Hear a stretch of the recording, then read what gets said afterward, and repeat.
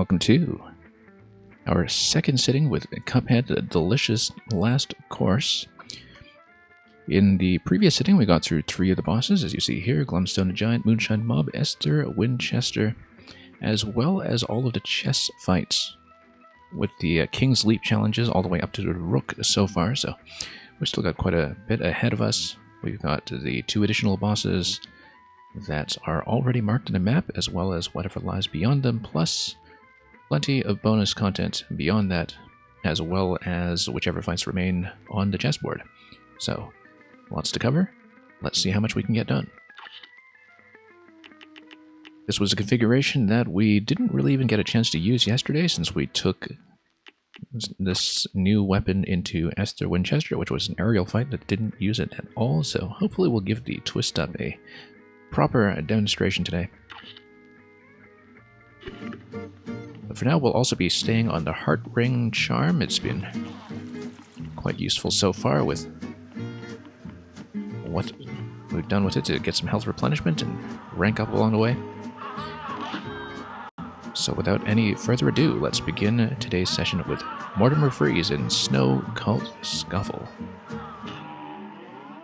And let's just get warmed up.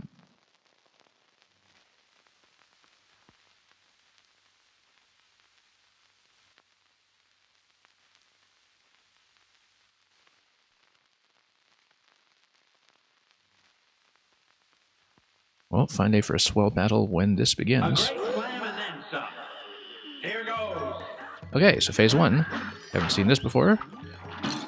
Lots of snow projectiles to dodge right away, and they're also going to leave something on the ground for me to deal with afterwards. Already missed an opportunity to slap that pink card for an additional heart.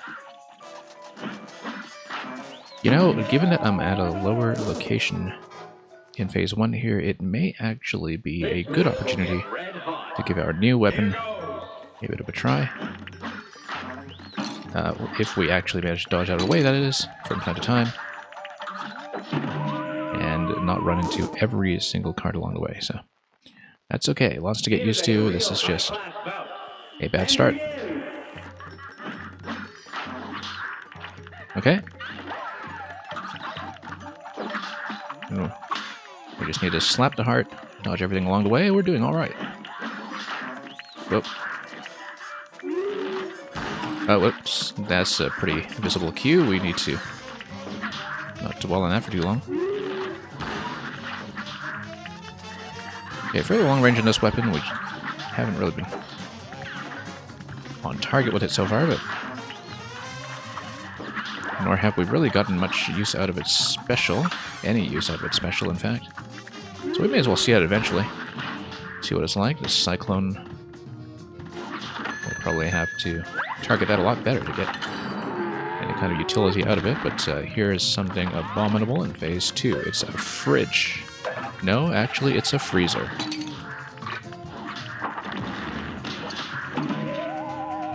Okay, so that's going to be a sequence of rising blades from the ground. That shouldn't be too difficult to deal with, I don't think. A brawl is surely brewing. Here goes. Alright, if we're staying close up for now, let's actually just stay on the same weapon as before. Oops. Totally missed a parry slap there. Yeah, we can kind of stay at range in this phase. Whoops, a little late on dodge once again. Not an auspicious start.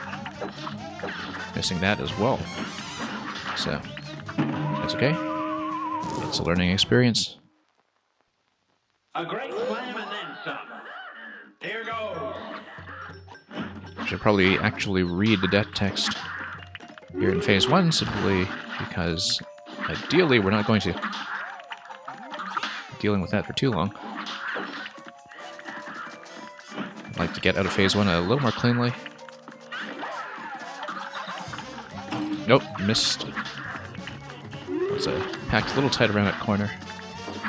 Not the best opportunity to work with. Chess Bunzo, welcome back. Hope you've been doing alright. We've gotten off to a bit of a rough start here today, but a warm-up is a warm-up. Whoops, didn't actually mean to use the special there. Let's be careful. A little bit slow going with this weapon, actually. I feel like maybe it's not the cleanest way to get into phase 2. Anyway, here's the deep freeze. We need to watch how the ice splits. Now let's go for the pink. Whoop. Didn't expect to roll back. Iced already. Where'd puny cups go? Here's a real high-class bout. And begin! Alright, we'll stay low with this weapon until further notice. And then everything's going to be on the march. These minions are destructible, it's just that we've not been firing straight forward, and so maybe switching to the other weapon for clearing space would be a better idea. Missed the opportunity of the heart once again. Yeah, seems a little weak right now, given how many shots we're missing. Whoop. Also just the poor reaction time. It'll be a hot December before I let you be a member. Well, nobody asked to join your club. Let's give this a run just with my original weapon, because I suspect that it's going to be a little more useful for clearing down below. And as we kind of widen our repertoire in this fight, we can get into the habit of perhaps switching back and forth. But as you can see, if I shoot straight, I can actually clear everything immediately, as long as I remember to duck rather than aim low. Yeah, that's not going well. That's okay. If we clear them before they start walking, that's helpful. Now the third deflection is going to give me another heart. We'll be on the lookout for that. And that's going to be a transition to phase 2, as we see the fridge. As we don't see the fridge, as we see the snowball rather, begin on that side, so we just need to get used to some of the phase 2 cues.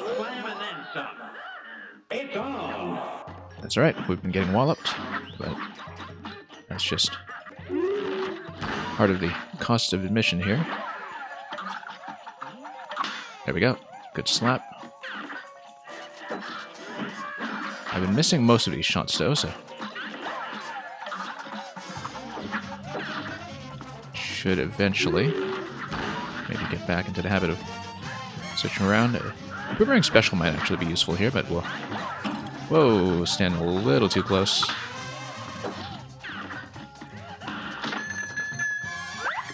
Yeah, not getting enough mileage out of that one, unfortunately. Now let's actually watch the cue. Okay, so that's the fridge transformation.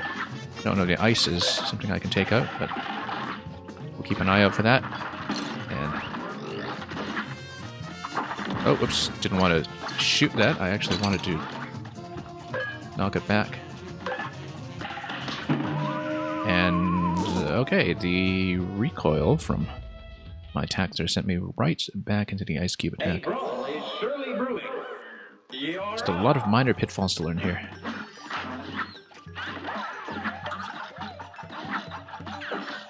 Yeah, maybe something long instead of medium range would be better for the screen clear here, but we don't really have any excellent choices for that yet, so we'll just stick with this weapon for the time being. Nope. Again, getting cornered there. We just need to avoid any incidents like that and stand reasonably close, but not too close. And yeah, we're actually on target. We can hopefully get out of this phase in a jiffy. We'll clear down below if we can. I think the extra shots down below are worth it just to give me as much room for movement as I can. And then here we have phase 2 once again. Oh, nope. I still have to remember to go below for that one if I can. Ice cubes. Alright, something pink is coming down. And yeah, you have to go over and then under with that attack. Bad timing. Should do that right into an attack, but we're almost out of phase 2. As you can see, that was going to get me to phase transition into part 3. If we play it cleaner, this will actually go down quickly, I think. Given that damage-wise, we're already through most of the fight. I mean, Cuphead fights are always tuned to be 2 minutes long, so we're reasonably efficient about our outgoing damage. We Don't need to stall over too long. There we go. Getting our health back in order. Always very important. Nope, bad landing.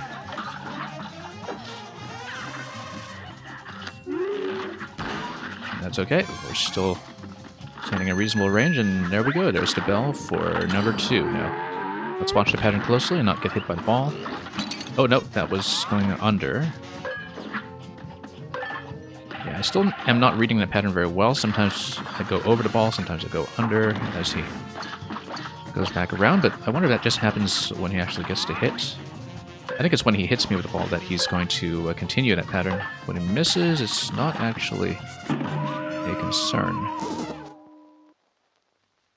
A great slam and then some. At this point, we have built up 5 cards for the special. We should be using more cards for special attacks just to get the super meter rating up. This is a bad start. Let's just scrap that. This match will get red hot. It's on. Anyway, back we go.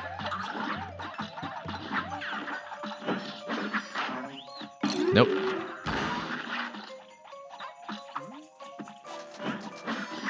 Yeah, a little bit rough, but we'll hopefully get a pink card soon enough. There we go. Missing most of my shots here, but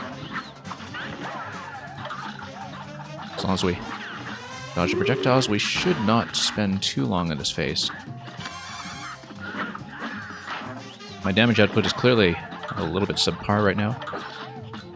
Missed the parry on the pink card once again.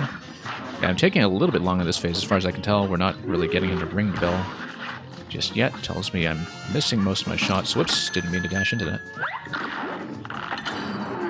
Down to 2 HP already. Oh no, that's going down low. I still don't read that attack very well, but it looks like from the left side he tends to go over. From the right side he tends to go down low. I don't know if that's going to be consistently the case, though. I think that might not be. So we just need a better read for when the snowball is going up versus rolling forward. And there is going to be a subtle difference in the animation that we should be alert for. Whoops, totally missed that, or at least got sandwiched by the other card. Very rough start.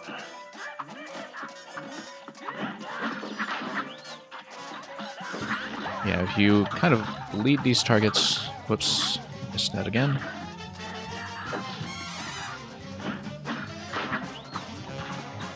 Didn't get much use out of the new weapon after all, I'm afraid, but we'll eventually swap that in for further use. It's just that a straight shot's just much better for the approach I'm taking right now. Now, let's watch this pattern. Let's understand whether it's going down below or above.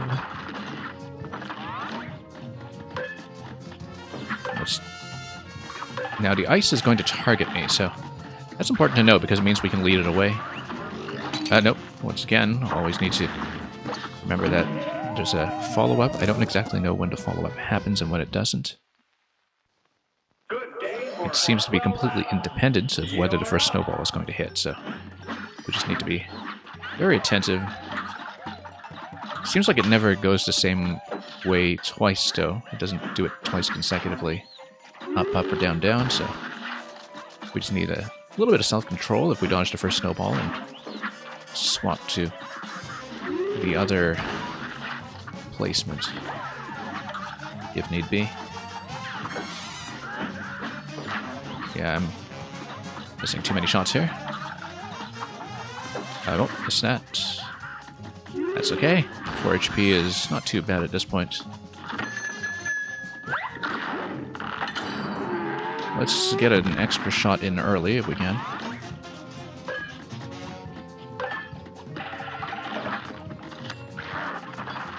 Oh, no.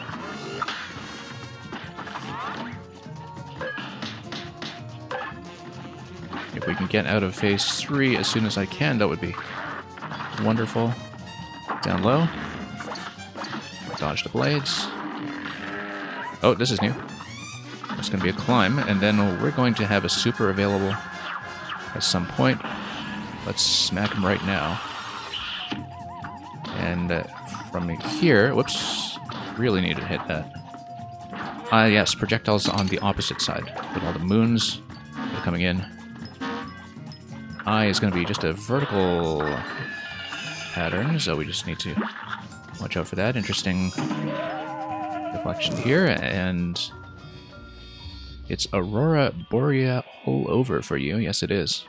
Very close from the end, in fact. Here's a real high-class bout. I feel like this battle will not actually take that long.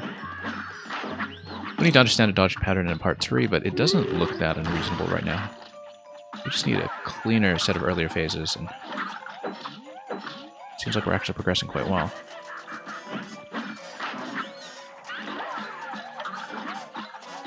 Alright, let's do this again. And yeah, a lot of shots directly in the face, and it's going to get you to phase 2 relatively quickly. Nope, keep misreading that. Don't really know when to see the cue for him going up instead of down. Stay low. Oh, whoops. Once again, recoil for my special shot was mispositioning me in exactly the wrong way. You're up.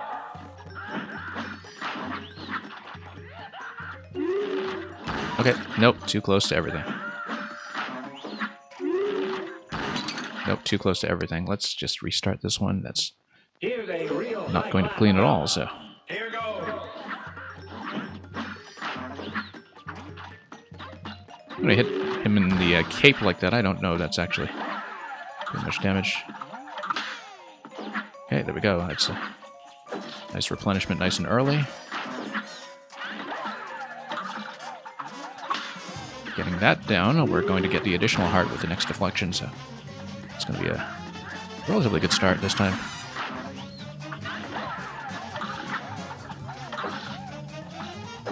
Okay.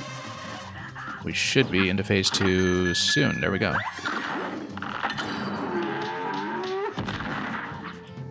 Now let's watch this accurately. Okay. We just need to dodge a split on the ice completely. Whoops. Wanted to deflect against the pink there. That was not the case. And that's going low, low, high. Okay. I really have no idea how to read that so far. Let's try to just get out of this phase as soon as we can. If we can get an additional deflection for 1 hit point as soon as possible, that would be ideal. And we'll just dodge the eye completely. And what is it this time? Something circling around. Pretty close. Pretty reasonable. Good day for a swell battle. Here goes. Anyway, still a good day for a small battle. Nope, bad start. I feel like if we're taking a hit right away, we might as well just scratch that. It's on. I mean, if that's all there is to the phase 3 pattern, I'm not actually that concerned. There's kind of a random selection of attacks. A great slam and then some. That's And begin. coming in with the Aurora phase at the very end, but nothing I'm too concerned about. Okay, more damage output on this phase would be nice.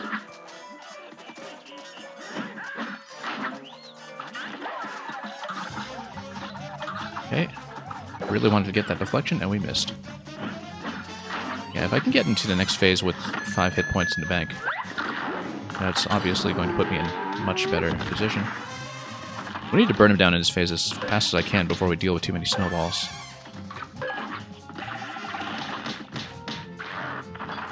Okay, yeah, stretching like that takes him down low. There we go, there's a heart. There we go. Let's dodge the sword. Nope. Okay, 3 HP into this zone with almost a full meter is actually a pretty good place to be in. I don't mind that at all. I'm gonna blast him right now. And then this is going to be This conal deflection. I feel like we're going to get it pretty soon, though. This allows me to get a little spot of pink for an additional heart, and we're going to lose it instantly, unfortunately. So, no 3 heart finish for me. Took 2 damage at the very end. We were fairly close to getting a full score there. It's just those 2 hits at the last moment that unfortunately took us down. And that depends on the clock as well. The clock is pretty good. 0 out of 3 on HP. That's interesting because my experience previously was that the replenishment counted in my favor. So I don't know how the 0 out of 3 here was calculated, because technically that should mean I should be dead, but that's okay. We'll take it. But that's 1 fight out of the way. It's our only B grade so far, just because of that very rough finish, hit point-wise. Now, we can do another chess fight here, or we can proceed to the next major boss. I think just as a change of pace, let's do a chess fight. I believe it should be a queen next, whatever that is. And we'll probably go back to the snow fight for an A rank, if time permits, but there's quite a lot to improve at all over this game, and yes, indeed, it's going to be the Queen's time. Is he going to say anything unique? Steal those cups for this final contest. So it ends with the Queen. You don't actually fight the King yet, I suppose, although I would not be surprised if that is just saved for last.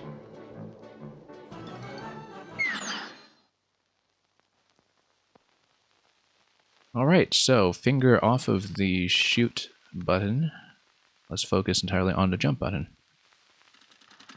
Here's a real high-class battle. Alright, here's the Queen. We're going to have something to fire at her right away. Wow, okay. You actually have to deflect through that. Yeah, you have to punch that when she sends it your way. And unfortunately, I'm a little slow on my button time. Too little too late. I dare say that's checkmate.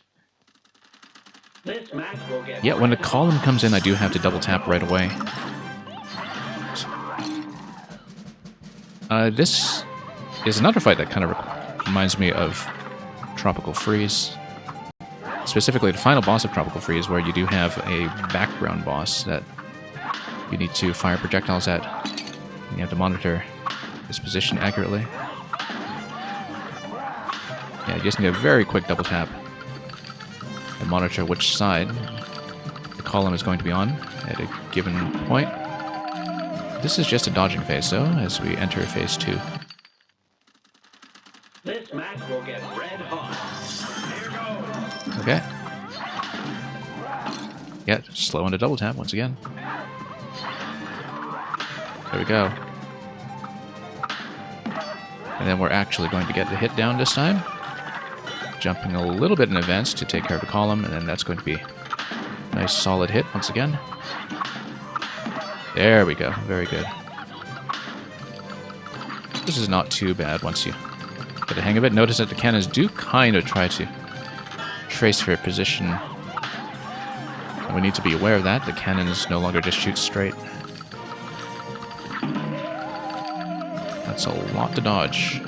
We're already about halfway through, though. We don't know what's coming in phase 3 just yet, but... Nope, once again. Big miss. Yeah, we really need to anticipate that.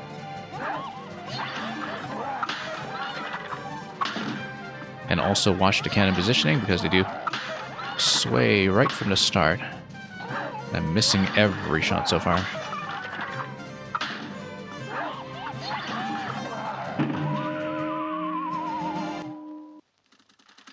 So far, I don't have a good sense of how to watch the angling on the cannons. I think we just need to shoot while they're pointed straight at her. And wow, we got into this phase right away, which tells me that the initial shots at least were accurate.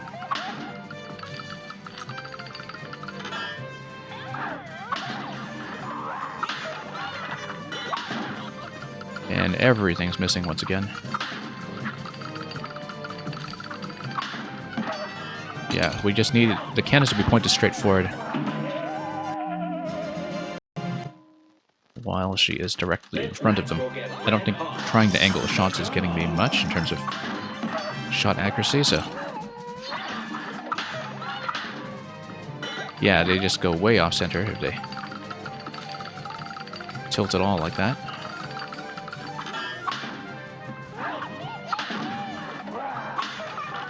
Alright, getting there, maybe. That's one shot. That's way off target once again. Had to track which position the column is in, so we can predict its direction of travel. I did predict it accurately that time, I just didn't get the button timing down. And we were not anywhere close to our personal best so far.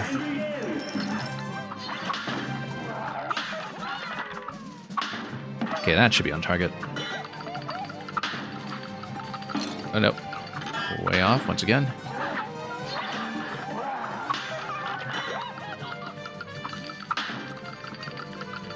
And yeah, our cannon timing needs significant work.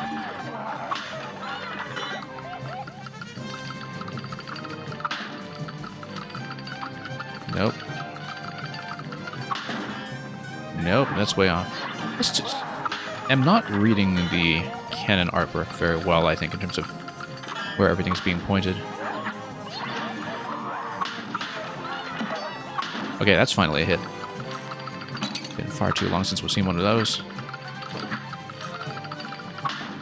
You'd think that the cannon placement would be a little more intuitive, but we'll just have to adjust and adapt it accordingly.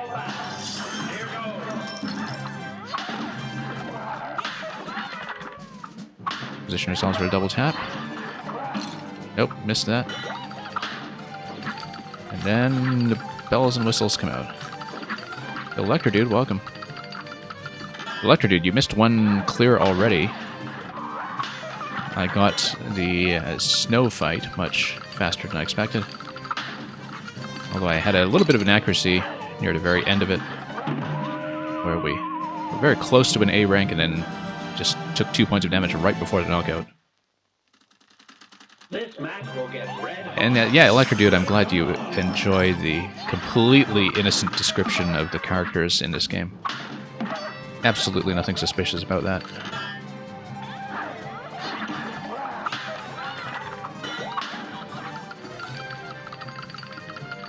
And okay, let's get over here.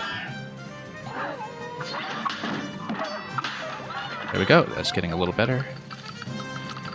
It's going to come from the left again, the column, so we should dodge first and then fire. Very good hit.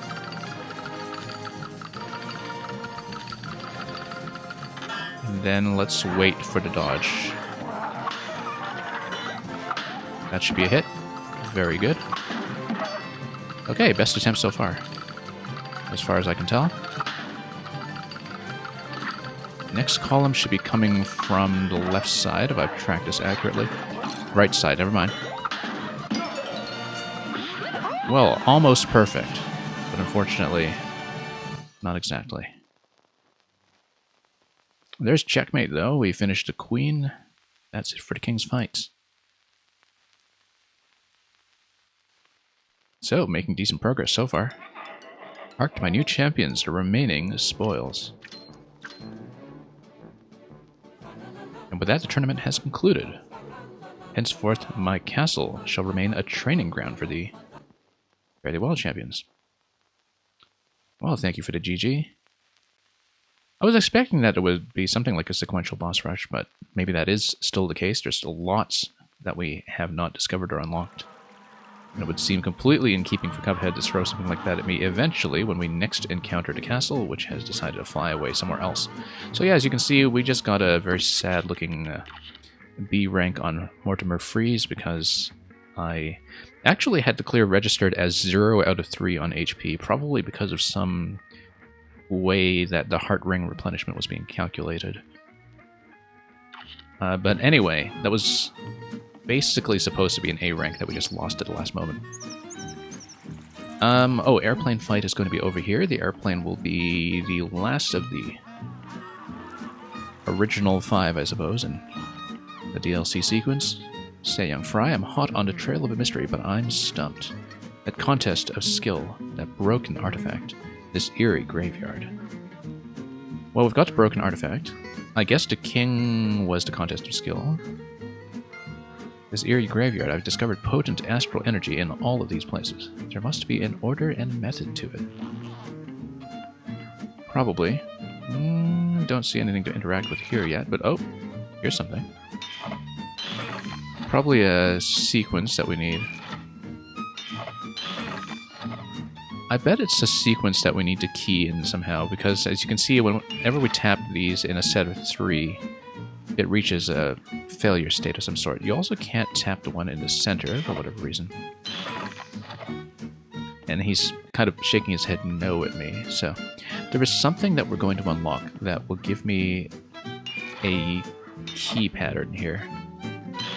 And it's going to be a little too complex combinatorially to brute force or anything, and that wouldn't be very satisfying as a puzzle solution anyway, so let's just move on to the fight for now. Also, one thing I hadn't considered was previously when we talked to her, I'd sure love to tell the tale of the villainous veggies vanquished. It only occurred to me after the last stream that this is almost certainly just referring to the original vegetable patch fight that's at the beginning of Island 1. And the implication seems to be that we probably just use that as an incentive to take Miss Chalice, perhaps, through the levels in a vanilla game. Like it's a brand new experience with a whole new moveset. But first things first, let's fly a plane. The Howling Aces in Doggone Dogfight. Now, we've already had one aerial battle with the cow and the sausages, so probably the airplanes are just going to be the enemy this time. We're about to find out. However, one thing I found was that maybe the Lobber weapon was not what I wanted to go with. We have enough money to buy the remaining armaments, I think, so we should spend on that first, before I forget. Just so we have a little bit more loadout flexibility. Because we have not yet bought one final weapon. The coffee is from the vanilla game, I just never bought that for lack of coins. Here we're going to grab the crack shot, though, a straight shot with good damage. Breaks into weaker aimed projectiles. Let's try it out.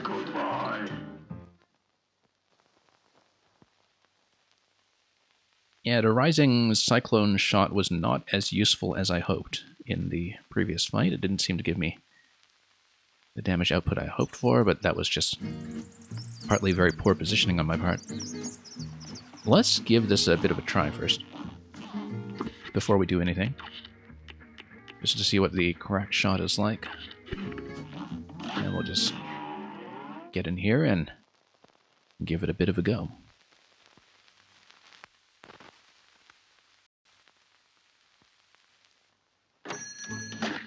Okay, so this is a crack shot.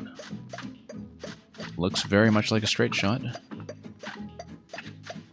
So I don't know how it differs from the standard pea shooter in terms of the split that we're being promised. We could always try it out as a standard weapon. It does go long range. Oh, look at that. It actually kind of speeds across the screen once it cracks. Yeah, you just tap it once. It's much easier to see that it cracks in this middle position. Maybe it does some extra damage. And it's a homing weapon, you're telling me. Okay. Well, I haven't tried it yet, so we might try that out. I don't know if I want to switch to it as my main just yet, because we've been seeing so much success with the boomerang weapon, but we might as well just give some of the new moveset a try. Just for the sake of variety. And I needed something to be a relatively straight shot anyway, so let's see how we do. And welcome, Centrix. Don't know if you've cleared everything here already. We've been doing pretty well so far today. Got the queen on the chessboard out of the way, as well as the snow fight pretty quickly, so let's take out the Howling Aces at the airfield.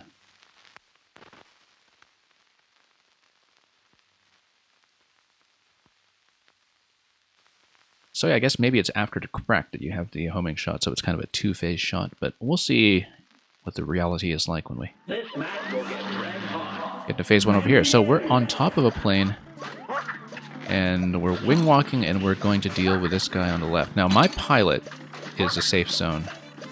He's not going to do anything to me because he's my pilot. Okay. Still just reading this. Hey, why is there an additional option on the menu here? R Control A. What is this? R Control A, R Control B. Oh, I wonder... I have no idea what that is. Let's, R Control. I'm thinking about the R stick. I'm thinking... Yeah, because maybe I can position the plane, actually. But I'm not seeing that yet. We're not dodging anything here either. We'll figure that out ourselves. At the time, I'm pretty sure. Now go. But yeah, this is a little bit of a mystery right now. And we'll just figure out each of these patterns. So you have the tennis balls, you have this guy who comes in close and then gives me something pink for a heart, and then we're going to fail to dodge that completely. So he's going to come in close. And once again, if he's coming in like that, the full package, then we have to duck. I think ducking is going to be the best way out of that. Yeah, we're just reading a little bit of this at a time. Oh, need to be aware of the projectiles, of course. Affirm, Roger Fox. Affirm, Roger Fox. Yes, indeed. I seem to be positioning the plane by standing on the edges. I might be. I feel like I am, yes, because you're affecting its position. Whoops, totally missed that. And yeah, it completely makes sense given the way that I'm rolling it left and right. I know I can duck under the cat balls. I've been telling myself to do that, and I just haven't been able to do that successfully yet. I finally did do it successfully. I noticed before that I had enough range to duck under it. I was just not executing on that.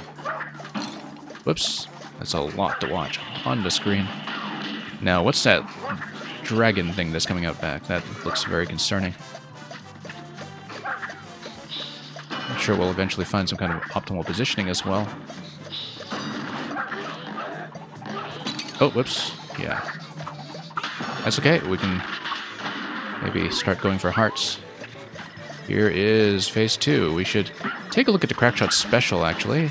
Oh, interesting. Crackshot Special gives you something pink that you could potentially hit, perhaps.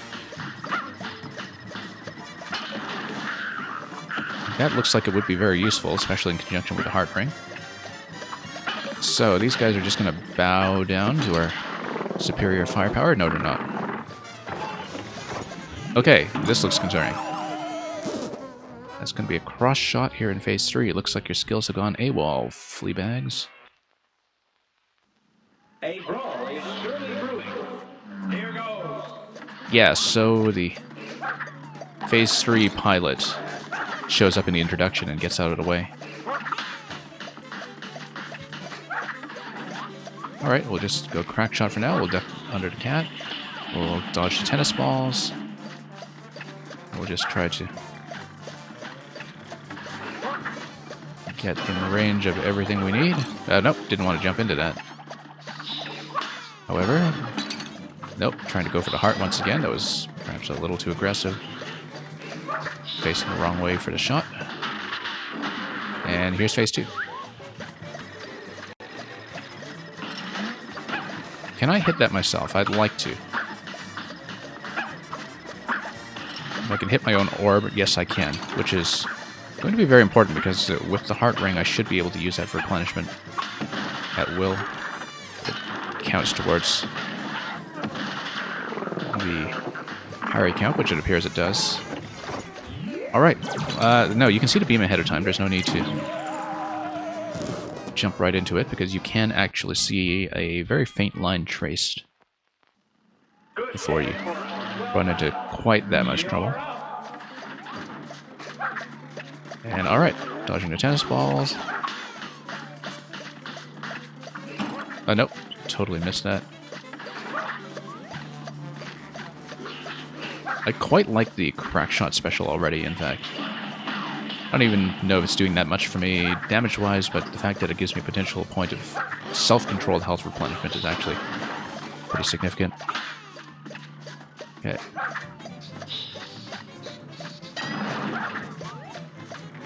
Okay. Tennis balls will get out of the way. I'm kind of amazed at how doable some of this is when you have the conjunction of different projectile patterns. Whoops. Like the tennis balls and the cat shot. Whoops. Anyway, popping all those is not going to be too much trouble. We do have the special available, which tells me that I should do this and totally fall into the beam afterwards, I bet, if we're not careful. Oh, no, we can parry into that. It was a pink beam. Okay, so we have a screen flip. So my orientation is still relative to my position, in that if I am rotated and I hit up, up is relative to Cuphead. So an upward shot would point left. I'm on an external monitor, of course. If you really wanted to try to cheese this as somebody who's playing on handheld, you could just rotate the screen. Looks like your skills have gone AWOL, Fleabags. Yes, they have. I wonder if that is related to the R control setting. Because maybe the R control setting is actually an orientation control for that face. But I'm not going to mess with that just yet. But if we switch to R control B and find that it is a screen relative rather than a Cuphead relative position, maybe that would be worth switching to. Just because it would be much more understandable to me if I'm dealing with a straight shot. I don't know about that. We'll see what feels more natural. I'm thinking about any kind of precedence to screen rotation mechanics in 2D platformers that would perhaps inform any existing control habits that I have when it comes to that kind of mechanic. Not really sure I can think of one right off the top of my head. Whoops, missed a pink once again. There we go.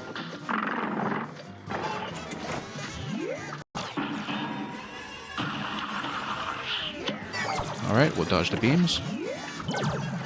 Oh, dodged incorrectly. Okay, so here's what we're going to do. We're going to try R Control B and see if... Yes, R Control B is going to be screen relative. I like that a lot better. You still need to think in terms of jumping. Yeah, okay, no, I understand it now. R Control A is Cuphead relative controls. R Control B is screen relative directional controls. And I just need to think about that, not in terms of just a shot, but also in terms of things like dashing direction as well. I think it makes more sense to. Here's a real high-class bout. And begin! I'm the kind of person who also always has orientation-locked compasses and such when it comes to radar systems and This match will get red hot. and mini-map systems in various games. It kind of makes sense that, in keeping with that, I would also prefer the screen relative directional control here.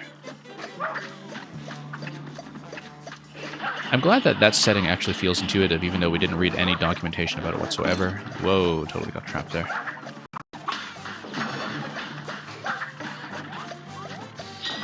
Okay, when the opportunity arises, I should use the special... Whoop. And get into phase 2 as soon as I can. If I can count that towards a heart, that would be ideal, but...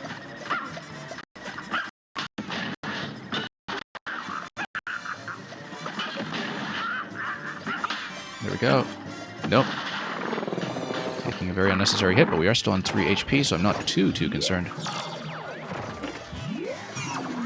Yeah, your timing has been quite good here. There we go, that's a heart. Alright, there we go.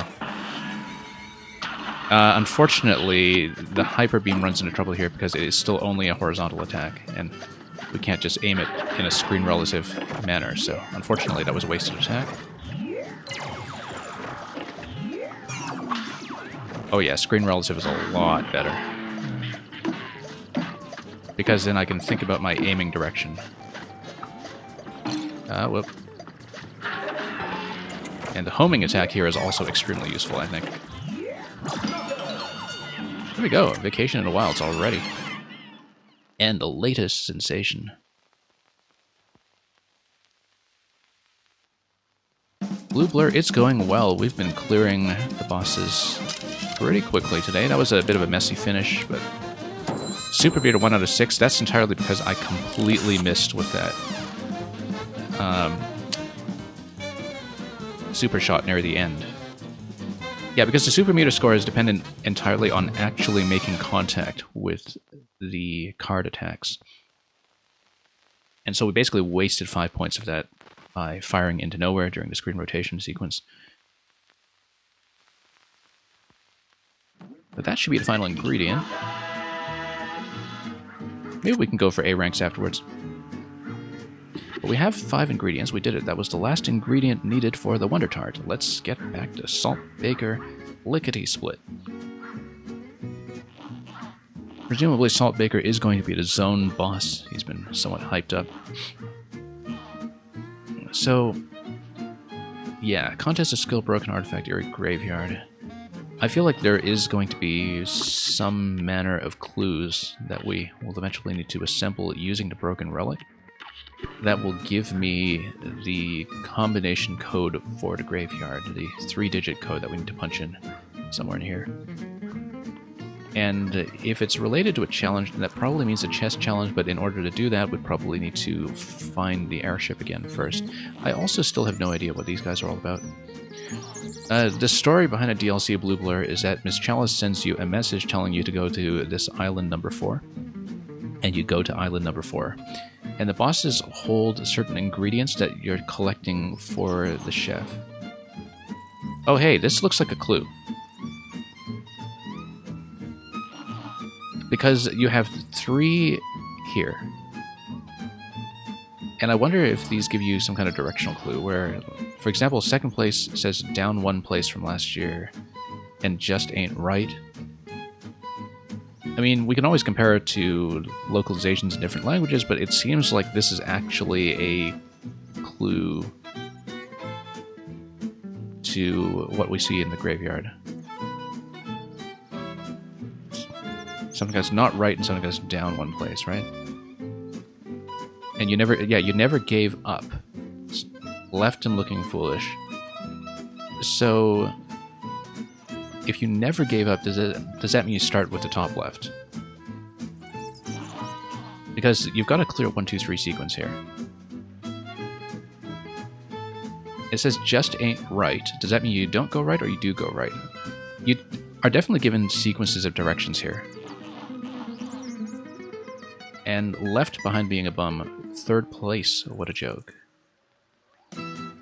Probably just 1 move straight left. So let's take a look at this. So let's assume that all of the directional clues are just given to us directly and that we don't need to deal with the negations. We would begin with top left. This would take you center though, so that can't be correct. Because the centerpiece isn't something you can actually activate. Down 1 place from last year. Yeah, because if we go back, you can see what I'm talking about. That here, suppose you start from the center position and you go up left, and we do this. But in the second piece, it is not right, and you would go down. Maybe not right. Since you can only go in 2 directions, it actually means down, down. And then what does the 3rd guy say? Something left? Wait. Let's see, because you're not actually given a confirmation or disconfirmation until you go through all of this stuff. I thought I had left behind being a bum. Third place. Possibly you skip 2 spaces.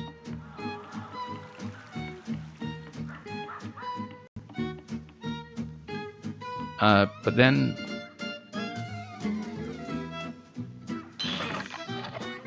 I feel like these are going to be the first 2, though, unless we take the negations seriously on the first clue. I really do strongly think that these are related, though.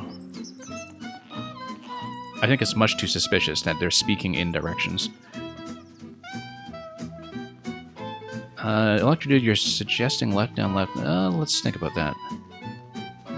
Because if it's saying you never gave up,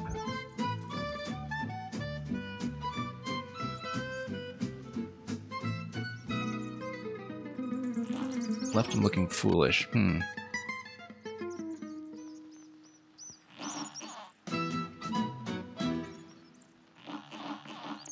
Left, down, but then that takes you to the bottom left corner.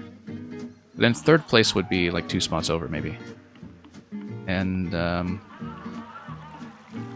yeah, Centrix, I hope that's not a spoiler. Depending on whether you are ahead of me or not. I was thinking up left, but no, the problem with... Yeah, okay, so I guess the reason... I was thinking about my relative position, so I was thinking it can't just be down right from here because that would take you back to the center. But suppose that you start with up left, and you go down right relative to center, and then you just go straight left, like that. Straight left, not down left. That's it. And yeah, Desmond GN, I'm liking it quite a lot. We've finished the original bosses. Everyone is random. Okay, I didn't know that, but we got it. So, take a little nap, obviously. So, no, before I do that, I want to show you what I was reading with the clues. So, Electrodude, I don't think the Konami code is going to be very helpful here, but you can always try. So, yeah, so it's up left relative to the center position. And it's down, sorry, it's right down relative to the center position, not your first position. Because I guess that was the one thing we were missing about the way I was interpreting that. And this just says left, so that was the combination that we keyed in. Desmond, I think it's highly worth it, especially if you had enjoyed the original game. This is already my second sitting with it, so we've gotten several hours of content out of this already, with much more to come, because I do intend to at least eventually go for some of the A+ ranks, if not necessarily S. And in general, just given how splendid the artwork and the music and everything is in Cuphead, I'm... look at a broken hourglass here. I'm very comfortable with rewarding the developers for their years of effort. As we can. Oh, this looks like a secret fight. Heaven and hell. And it looks like if you sit on the cloud, you swap positions. Maybe. Or maybe that has nothing to do with it. Okay. That's okay. We're still reading this initially. Wish you may, wish you might. Your soul is now trapped in the night. That's okay. Let's actually shoot something. You're still playing through base Cuphead? Yeah, I mean, there's no rush to get to this. It is something that's available from the first island. I think the difficulty tuning is similar to around the second island in Cuphead. The bosses that we did today were actually the easiest ones I've done so far. The one that was hardest for me was the one I did first yesterday, which is interesting. Okay, I see what's going on now. It's your facing direction. You are always facing the devil. Yes, you're always facing hell and facing away from heaven, which is probably allegorical for something. And that will also affect which projectiles are active. Which also tells me that if I can, I should... Yeah.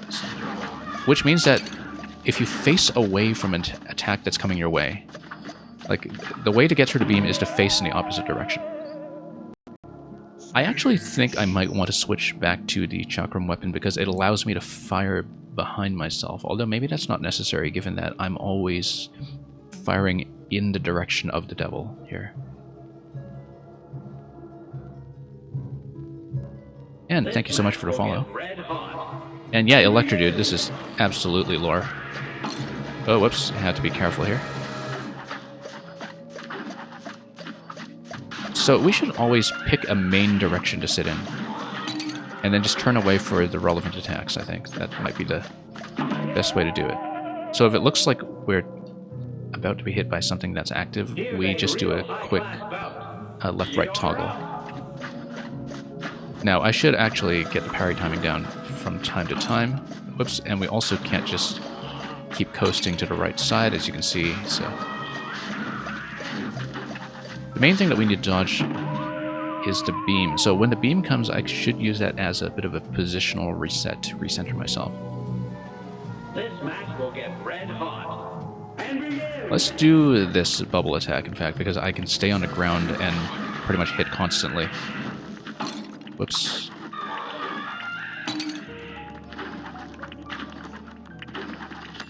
Yeah.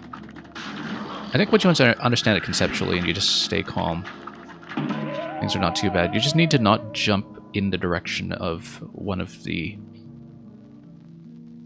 inactive balls A brawl is surely brewing. if you need to reposition yourself backwards. So it's important to not ignore the empty and inactive projectiles if you're doing a reposition. Now go. But I think using this weapon is actually not a bad idea given the circumstances. Whoop. And in fact, if I just kind of go back and forth, it's just a matter of finding a good method for this. And I feel like we understand the principle, and that we understood it quickly.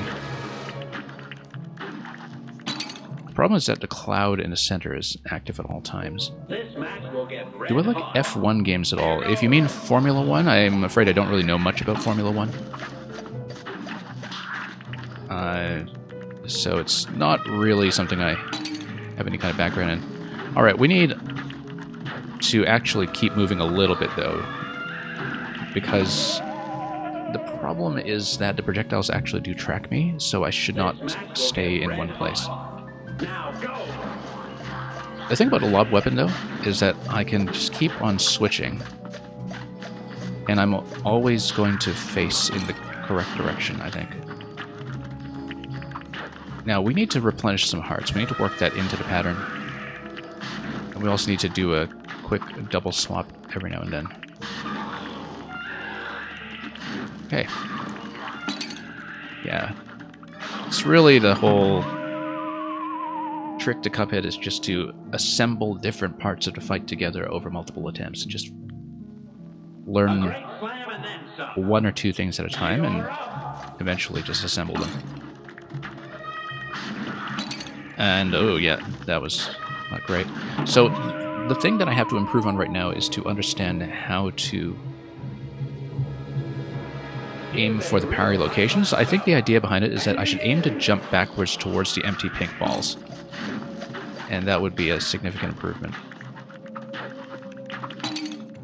And that was not quite right. Yeah, as you can see, we're still missing those. Okay. Nope. That's okay. It's just mostly a kind of cognitive and perceptual challenge rather than a mechanical one.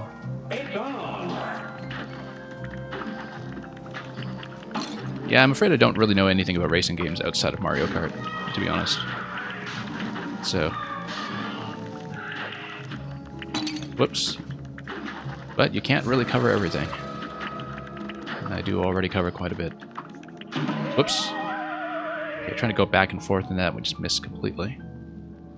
This match will get red hot. You're up. No, yeah. Sometimes we need to understand... Let's just restart. Good day for a swell battle. That I do need to stay pretty much in constant motion.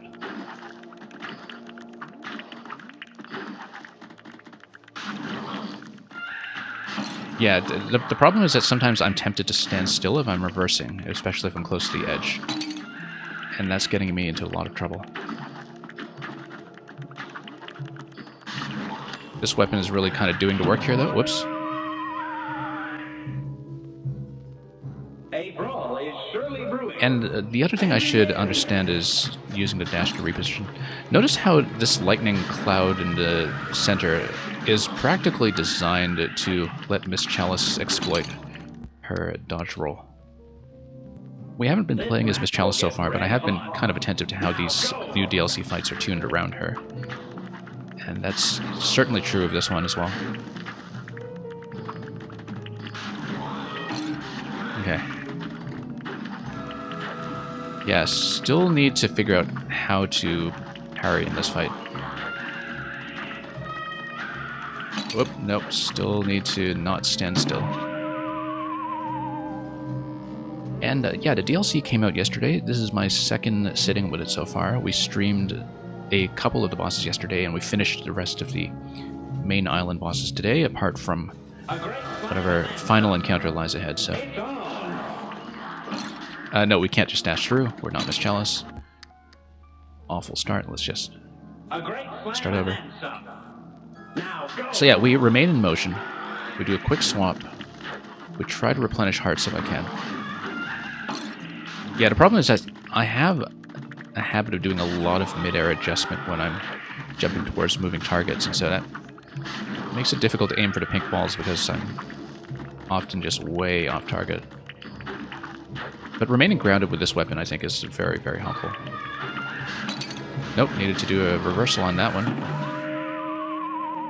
We just need to not stand still when I reverse directions, because that has been a nasty habit. I haven't been using the dash either, because we just haven't worked that into the repertoire yet.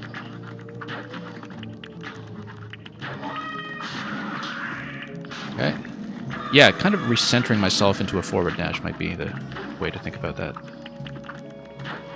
Also, using the special from time to time, I think the additional damage could help. Alright, there we go. Nope.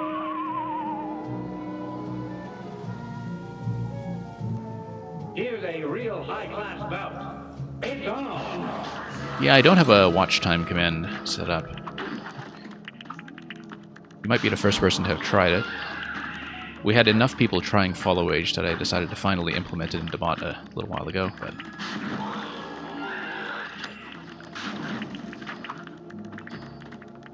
Here we go. Nope. The reversal there was not well positioned. You know what? If I'm switching to the crack shot, then I can spend a card on a heart, if I'm not mistaken. If I understand it correctly. Crackshot also gets a few hits down with this weapon. Nope, reversed too quickly. Yeah, as with the screen rotation in the previous fight, this is mostly a mental challenge. It's very easy to confuse yourself, as with any kind of directional scrambling that goes on in any video game, really. As you can see, I'm reversing too quickly since I failed to account for the momentum of the cloud.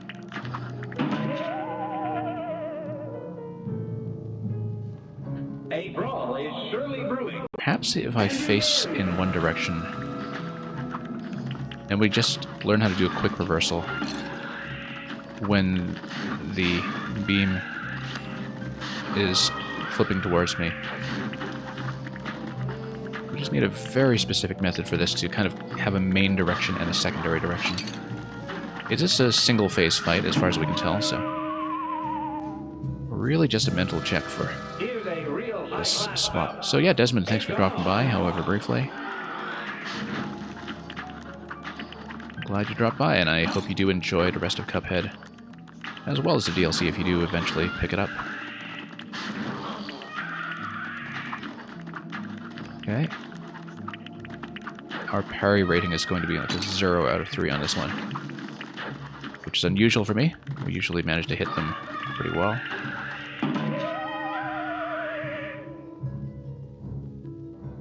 A great slam and then some.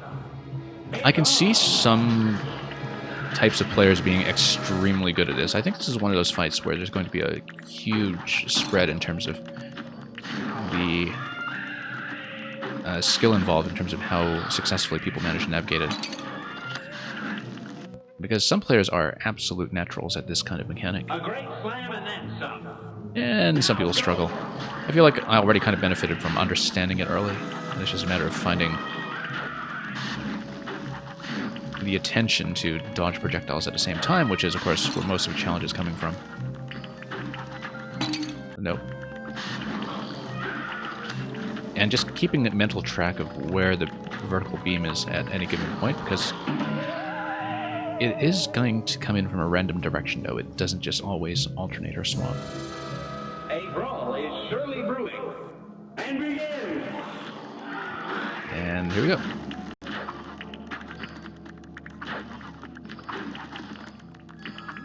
Alright. Yeah, having the cloud take me across so I'm remaining in motion seems to be helpful here. Oh, trying to hit that. Nope. Down to 1 HP already. Yeah, trying to swap through is still not really working. I need to do a much faster directional adjustment. Very easy to get confused when it comes to facing away from the beam, because, you know, usually if you're doing some kind of dodge, you're dodging into a beam or through it, like you would in, say, Hollow Knight, for instance, if you're using the invincible dash in that game. Actually, the smoke bomb, or not the... Well, the invisible dodge charm might actually be extremely helpful here, since I'm not really getting any use out of the heart ring anyway. Like, if you can dodge into the beam freely, that trivializes the fight, and so I kind of get the sense that the charm selection would make a big difference here, if we wanted to do things that way. In fact, let's try it. I've not used this at all in the course of this game, but we're going to use the smoke bomb for the first time. And we're going to try it. Here's a real high-class bout. Because if I'm not mistaken, we can just maintain a single direction for the whole fight, and it's just a matter of dodging projectiles from there. Well, that's actually not too helpful given that my position is invisible, rather. I feel like I'm not sufficiently accustomed to that. Let's just stay on this for the time being. I'm also kind of curious about using the Broken Relic, but we'll just go back to what we were doing. This match will get red hot. If I had a bit more practice with the Smoke Bomb, maybe we would do that, but I feel like visually I don't have a good sense of where I'm winding up with it yet, so let's not change too many things for the time being. We're just going to get squashed, though. This match will get red hot. You're up. Alright, let's try it again. Yeah.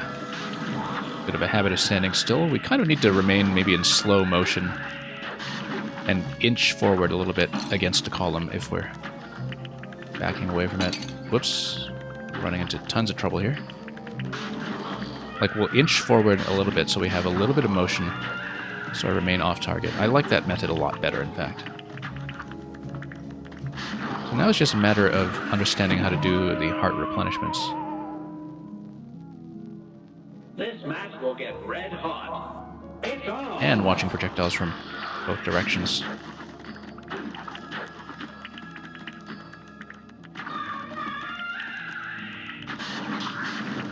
Yeah, after you deal with one vertical beam, it's going to be a while until the next one, so you actually have a little bit of leeway to reposition with a dash. Still need to get some health replenishment going. Yeah, so you just recenter yourself. Oh, that was unfortunate. This match will get red hot. You're up. Okay, inch forward. Nope, that was not quite right. That was also not quite right. We can do the double pap on the parry. We really need to work that into the pattern and just find an input that I can burn into muscle memory. Whoops. Nope. There we go, finally got a heart. Only to lose it immediately. Nope. Too many projectiles coming our way. Again. Nope, missing that. That's okay. We're improving. Good day for us. Slowly, but we are. Now go. Oh, nope. Wanted to deflect into that, and we just missed.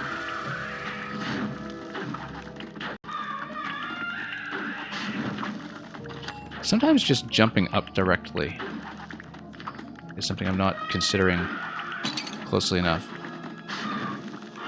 Yeah, we just need to not stand too close to the edge during the columns. But if you're close to the center, that's when you're most vulnerable to the projectiles coming in from both sides. It's something we need to consider as well. So just inch forward, and yeah, that works a lot better. If we can pick up some health, that would be great. If we can't, then we can't. Nope, got a little confused to the direction here, but that seems further than most attempts. A brawl is surely brewing. And begin. Inch forward. Inch forward. Okay. Slowly. Nope. Yeah, the problem is that I have this habit when I'm jumping towards a moving target of kind of doubling back in both directions. And unfortunately that means that often when we're jumping towards the pink orbs, it's just going to be a straight up miss because we're going to make contact while it's not collidable. Whoops. Wow, that's dreadful. Here's a real high-class bout. Now go. Nope, ran right into that. Nope, ran right into that as well. Let's scrap it. A great slam and then some. And begin. It's just one single pattern the whole way through, so I don't feel a particular reason to go on with an attempt that starts that badly, because it's not like we're learning additional phases that we need to survive to, at least not yet, so. It makes a lot more sense in this fight to do quick restarts whenever possible.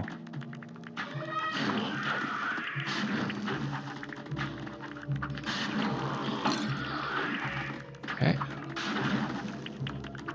Nope, missing that. Nope, got shot immediately again, but luckily we managed a little bit of replenishment. Not much, and it didn't last, but trying to double tap into that again, and once again that was a big miss. Good day for a swell battle. It's on. There we go.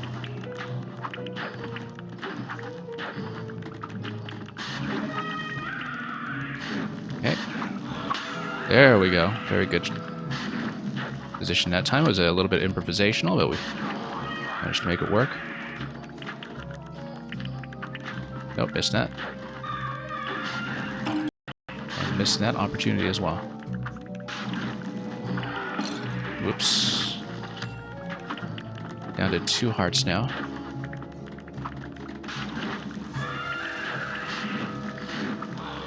Nope. Requires a lot of discipline. This flight, this entire fight just requires a great deal of self-control. A brawl is surely brewing. Here goes. But yeah, if we're missing a pink orb, we can't double back towards it. We have to avoid those instincts and jump straight up. If we miss it, we miss. So, yep. The inch forward strategy seems to be okay, unless I'm shot in the head from being trapped in a corner directly afterwards. Once again, once the beam passes me, I've got a lot more flexibility when it comes to dashing back and forth to get into position once again, so we should do that whenever possible. Nope.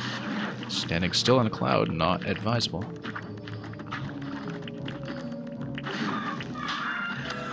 Whoops. Awful position. A brawl is surely brewing. Here goes. I actually think that instead of the heart parry, that the original pea sugar item I was using is actually going to be significantly better for this, because it will basically automatically pick up anything pink. The issue with that is that it doesn't give me any additional hearts, but it will mitigate enough damage that should not actually be an issue, because basically if I'm in the air when I make contact with a pink object for the first time, it is going to automatically clear it. And so we don't need to worry about incoming damage, and that's going to be worth more than enough on this fight, instead of thinking about health replenishment 3 times. So let's try this. A brawl is surely brewing. You're up.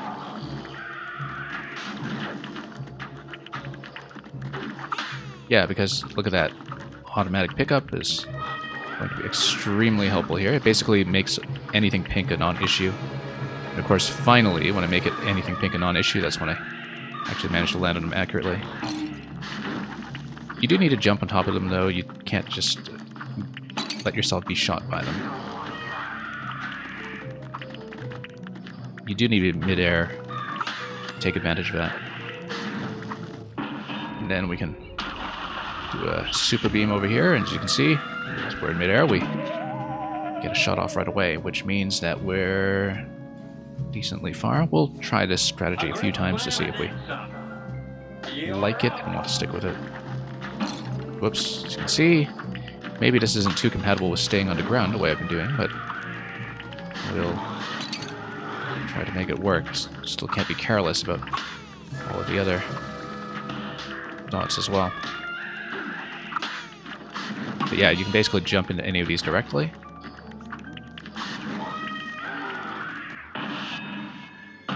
Take a little bit of time to basically survive the double beam. That felt like a reasonable attempt, only halfway though, certainly quite far from any kind of personal best.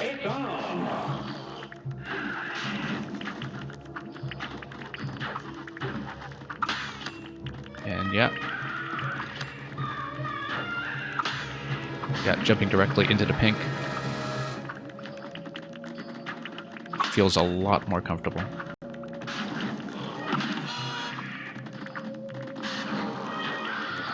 Oh, got hit.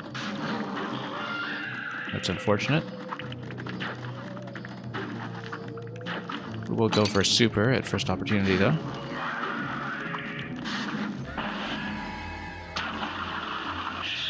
And then, whoops. Thought it was so clever. Going backwards. That was very close to a knockout. We just needed to survive almost one cycle, I think, and that would have been it.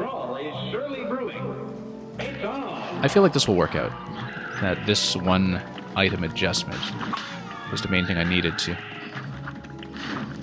make a bit of progress. Also notice that the Cyclone does a little bit of a screen clear when it comes to some of the projectiles. At least it looks like it.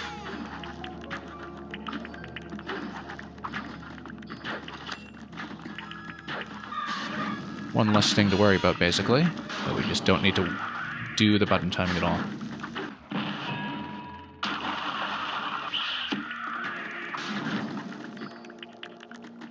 And we'll stay down low.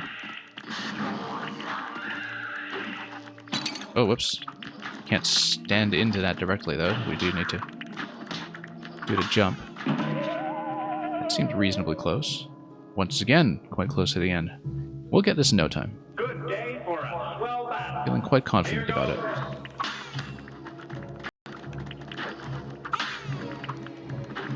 Okay, there we go. First beam.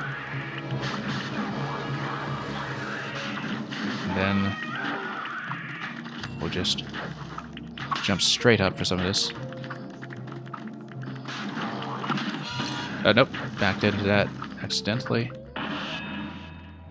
But the thing about hitting everything pink right away is that we can significantly increase the damage output just from having super shots all over the place, as long as we're watching our position when we switch to the special attack.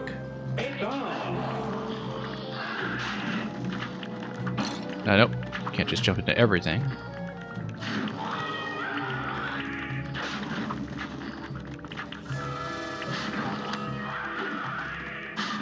Alright, there we go.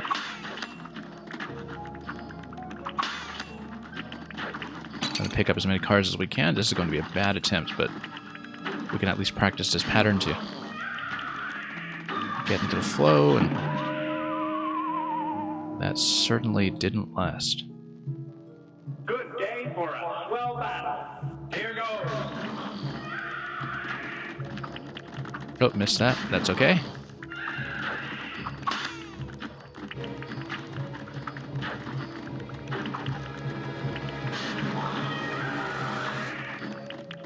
Yeah, we basically just deal with one direction at a time if we're doing this strategy. I can remain relatively centered as well. So we're already going to have an opportunity to do one super shot right here, which will hopefully allow me to escape undamaged, but that was not the case. We fell out of that a little too quickly and facing the wrong direction at that.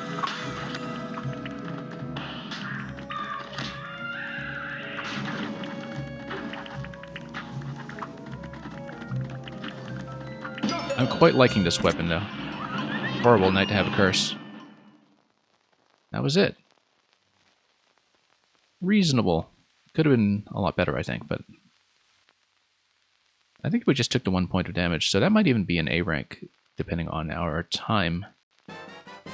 And Zero Planes coming in just in time to see me clear the hidden boss.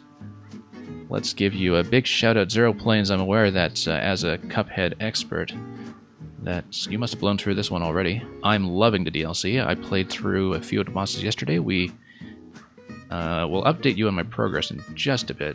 Zero Planes getting the shout out from Mr. Electrodude. Anyway, could it be the fabled cursed relic, long thought, lost to time, awoken at last? Spoiler alert, by the way, for everybody coming in, although I assume, once again, that Zero Planes has just cleared everything in one go and is in speedrun mode already. I've seen writings that say it despises bravery, but a greater foe, more evil shall go. What could it mean? Zero Planes, I've done the puzzle. So, here's my progress so far. We've finished these... Well, I've done this phase of the puzzle. I've done the graveyard boss. If that's hopefully not getting too far ahead of where you are yourself. We just cleared it a moment before you came in with the raid, but we've cleared these fights. We haven't done the cash-in yet, in terms of talking to the Salt Shaker once more. And I don't know what the follow-up to this. Fabled Cursed Relic. Yeah, let's see what it actually does, because if it has awoken, that should be available as a charm. Burden's Host. Jinxed Curio that inflicts various status ailments. Interesting. You cleared the bosses on normal, including graveyard. Okay. That's what I've done so far, apart from, well, following up on cashing in the ingredients and doing this, which appears to be a call to go back to the original worlds. So yeah, we're making good progress today. I've cleared a couple of fights already. I cleared the queen on the chessboard. We've done plenty. I think I'm going to switch back to the heart. I found pea sugar to be extremely useful just now on a graveyard boss. But we'll switch back to heart ring. We might take the cursed relic. Oh, I bet maybe the idea is that you kind of take the cursed relic into the fights that are signaled by this character here, but we're gradually piecing some of these clues together, so no hurry to do that. Anyway, let's go back. Should I retain these weapons? Yeah, we'll stay with them for now. Salt Baker's Bakery. Let's see it. Green Heroes, to get back to your question, what was my solution and how do I solve it? I went to the first, second, third place podium, and all of those characters were basically just shouting directions at me. I'll show you, in fact, if they're still issuing the same dialogue lines. I was told afterwards that it is apparently subject to a bit of randomization per player, so you can't just copy and paste a solution.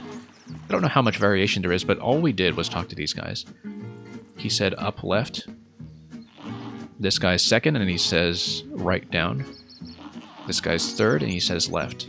So that was it. You punch those three into the graveyard, and there you go. But I don't know how much variation there is to that. And my dialogue is different than yours? Yeah.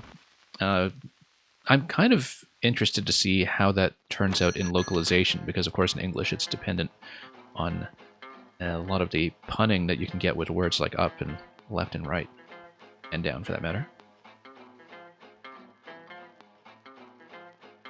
Anyway, let's see what's in the cellar. What disturbing secret are we about to uncover?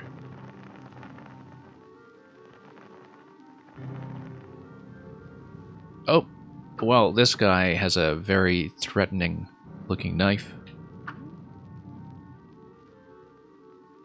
That bodes well. This game is translated in many, many languages, and they added a few with the DLC, as I understand it. We can look at the settings afterwards and show you Green Heroes. But I know they've localized this to many different languages. Anyway, welcome back, you meddlesome brats. I didn't think you'd be back so soon. No matter, it's too late to stop me now. The Wonder Tart will be my finest work yet. And we've of course collected all the ingredients for him. I guess he is kind of a sugar daddy. No, he's a salt daddy, I suppose. As far as we know. But a shame I never told you about the most important secret ingredient. Probably the porcelain of cups. Cups. Oh, a living soul. Okay, never mind. While you suckers went out doing my bidding, I nabbed your little friend here, so... Am I unable to take Chalice into this fight? I don't know, because we haven't used her yet at all. When her soul is baked into the Wonder Tart, the cosmic powers of the astral plane will be mine. Green Heroes, you're telling me the first half of the fight is sugar, but it turns into salt. But then the question is, when does it get a little spicy? Cuphead, Mugman, you gotta help me. But first, I'll take those ingredients, and then I'll use your heads as serving dishes. He looks very gleeful about this, very jolly.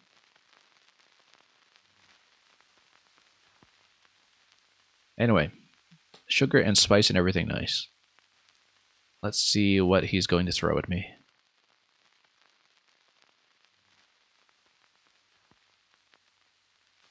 So yeah, the fight that took me the longest was the mob. Speaking of which, Zero Planes, I don't know if you were caught by the fake-out ending. I certainly was, as were all the people who would admit to it in my chat yesterday. Whoops, totally missing that. You know what, we'll stay on this for the time being until we know what I'm trying to hit. I think I can just hit him directly. Oh, poor guy. Is anything safe here? I doubt it. Projectiles are usually bad in Cuphead all over. So let's assume that we can't touch anything. Except if it's pink. In which case I actually need to hit the button. Marinate in your defeat while I complete this astral treat. Good day for well done. Now go. You just know that developers of this game are going through every stream and... well, every stream that is practical to go through, given that this had like 150,000 people on it yesterday. And are looking specifically for the fake out on the Moonshine mob fight. Whoops. Because, like I was saying yesterday, it's a compilation waiting to happen. Sure, let's crack shot this for now. Here's the sugar. Here's more sugar. Not doing too well here, but we're going to replenish a little bit of health before the fruit comes a knocking. Whoops. Not doing well. Anyway, we're running into everything. My power grows with much aplomb. Your end is here upon my palm. He's in the middle of a phase transition and punching the screen, which is spectacular. Here's a real-time last battle. Centrix, you're saying the snail is the hardest boss in the game? Oh, probably. I didn't die to the snail too much, but that was definitely the most time-consuming boss for me so far. Took me about an hour and a half to get through. Which... everything else has been pretty simple so far, I found. I've been pretty sloppy, but I haven't had too much trouble with any of the other ones relative to Cuphead bosses. Let's pay attention here. That bounce seemed to be new.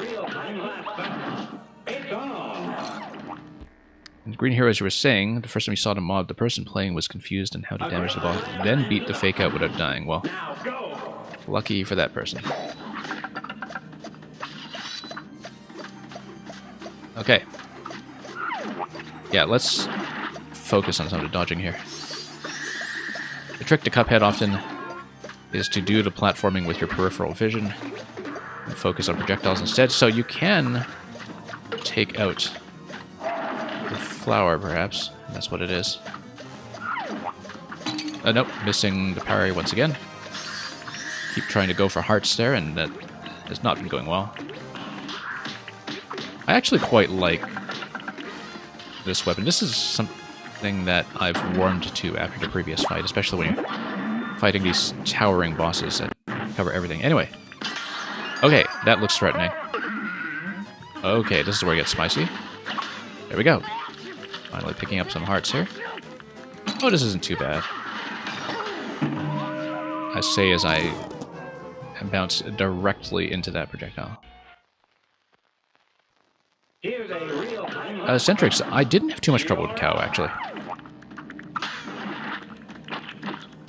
But I find that I'm generally not too bad at the flight bosses. Like, even the genie in the original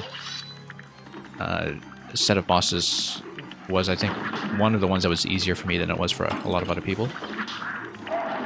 And also, with the cow boss, we found that the way to beat sausages is with cheese. I need to pay attention here. Because you can actually just find what is very nearly a safe zone in the final phase and just drop bombs on the sausage. This is awful. Come on. Let's pay attention. A great slam and stop. Now go.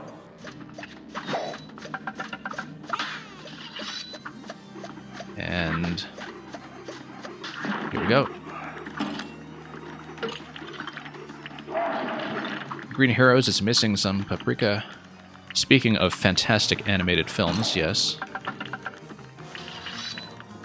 Alright, let's dodge some of this stuff. Well, that was not well positioned. A great slam and stop. Here goes. Yeah, I didn't think the cow was troublesome. Like, I felt that even early on. A brawl is surely brewing. When I was losing, I was still fairly confident about understanding what mistakes I was making. The only thing I had a lot of trouble with on the cow was dodging the steak on the sausage phase. Because the steak pattern was irregular enough as a bit of a circuit that it was throwing me off a bit. Okay, yellow goes up and down. Let's pay attention here. Get back to phase 2 if we can.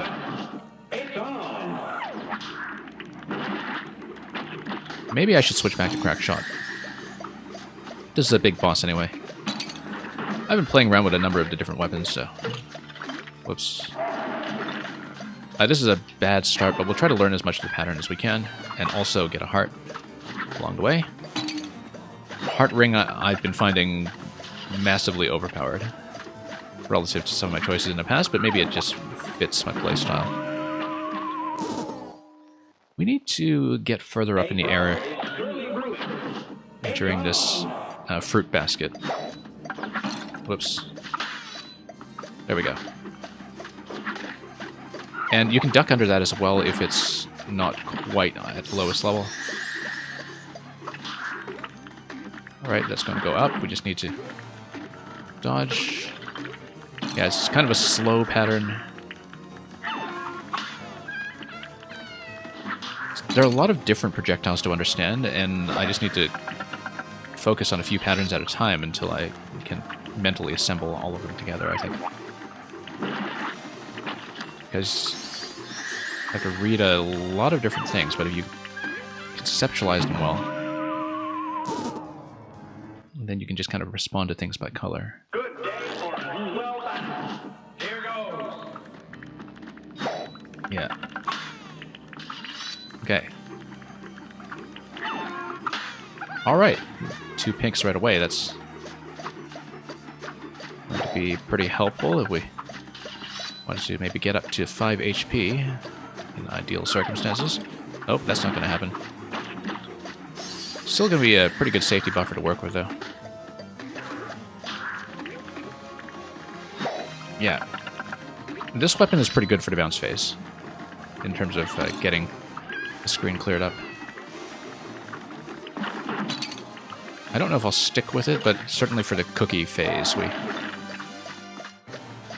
the cookie pattern rather, it might be worthwhile to switch to floating projectiles just to not worry so much about aim, because they'll be taken out pretty cleanly by that, I think. Alright, let's try it again. Whoa, nope. Yeah, so this phase here, as you can see, it demolishes the cookies. I think that works pretty effectively. Okay. Nope. Bad position there.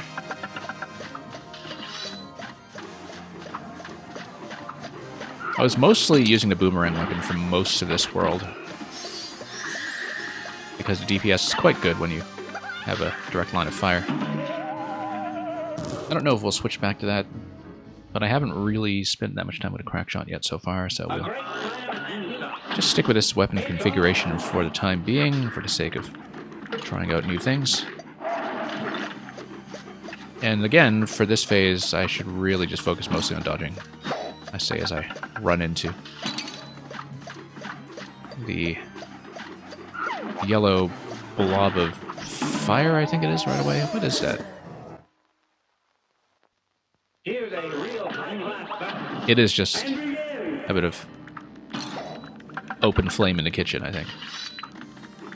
As far as I understand it. Whoops. Maybe shouldn't try to chase that down so aggressively. I'm just getting whacked by everything here. Yeah, we'll stick with this weapon until the cookies, and then we'll swap. Perhaps. A brawl is surely brewing. Now go! And we have to see what the target is going to be like in further phases as well, otherwise it might be good to switch to something close range like the spread.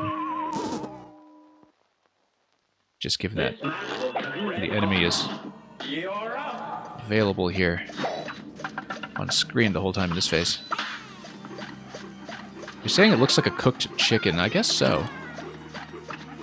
There's some lore for you that relates to the chicken bones that are all over the gullet of the mountain boss. Whoops.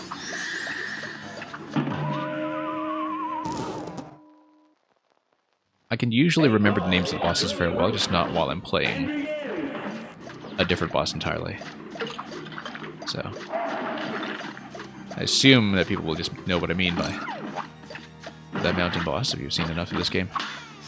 Whoops. The Snow White and the Seven Dwarves boss, let's just say. Except with more swallowing involved. Oops. Whoa. Okay. Yeah, we just need to basically stay way out of the way of the yellow flame. It's not actually too hard to dodge if you're just nowhere in the neighborhood. I quite like the homing shot here, actually. It's reasonable damage and easy to use. Whoops. Yeah, because after the crack, it does home in pretty directly, and there aren't really that many additional targets to deal with here. So 2 HP going into this, 4 cards. Nice thing about the crack shot as well is that this gives me something to hit.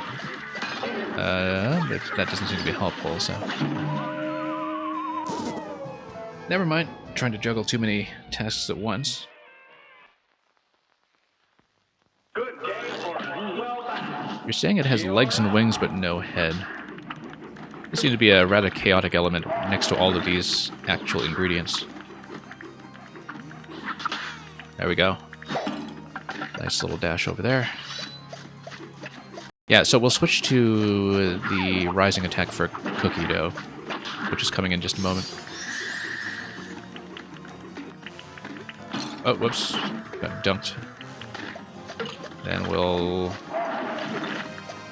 go crack shot for this part. Nope.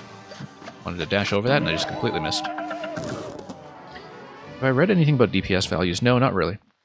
It's been mostly just trial and error for me. I don't usually look up external information for first plays anyway. So I'm sure that most things that I'm doing are very suboptimal. But that's okay, we'll just learn the dodging patterns as we go, practice this a little bit. I really do mean a little bit. You've been curious how viable Crackshot is for speedrun. Interesting. Yeah, I haven't looked anything up. It does seem to be pretty effective simply because the homing saves so much dead time.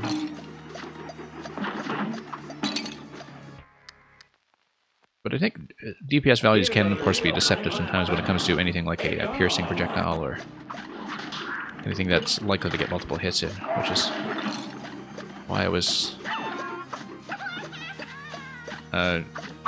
quite surprised at the effectiveness of the boomerang weapon when I started using it this week.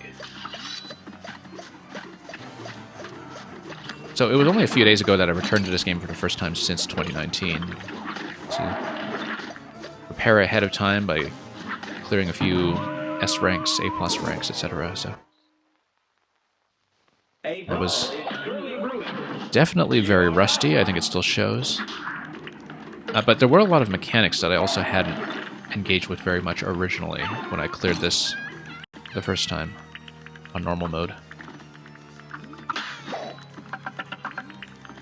And so we're learning a lot of things about Cuphead as we go.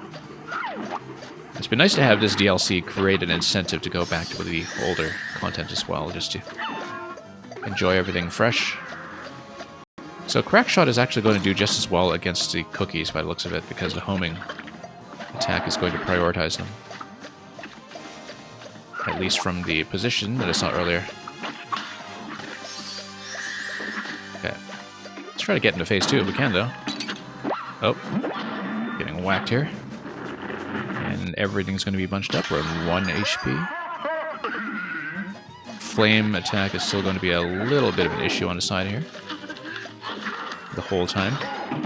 Oh, trying to bounce off of that, and I completely missed. You thought charge was pretty useful. Yeah, my control is probably not good enough to use charge. It seems like charge is one of those high skill cap weapons where, you know, if you're good at the game, you get rewarded accordingly by being able to use it.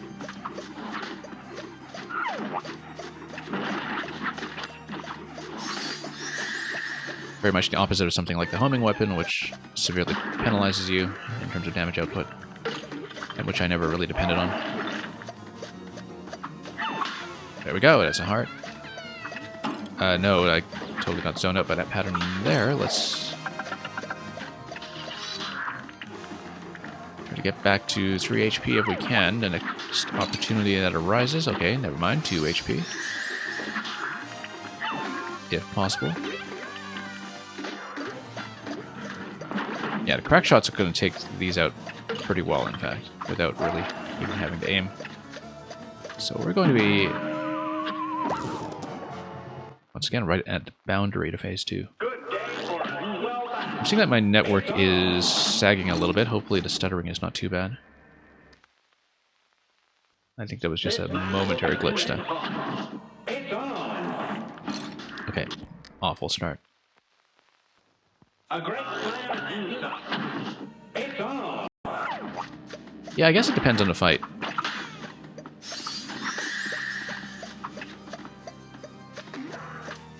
When it comes to the damage sacrifice of the charged weapon, because, you know, basically,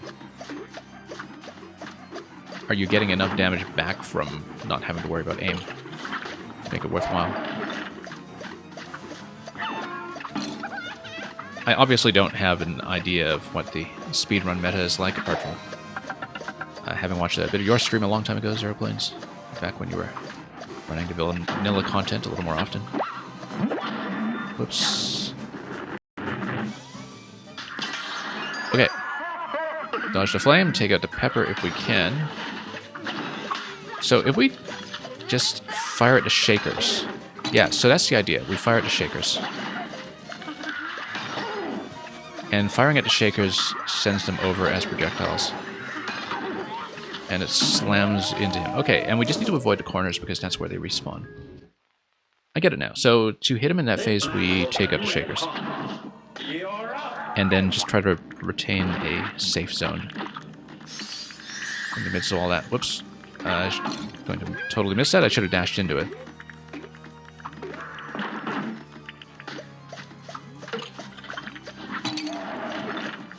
Yeah, I feel like maybe the Cyclone weapon is not that useful then, because most of the functionality I'm getting out of it is made redundant by the crack shot anyway. We might switch to loadout in a few attempts if we decide that it's not much use, but let's see more phases first before jumping to any conclusions. Whoa, a lot of stuff to dodge here.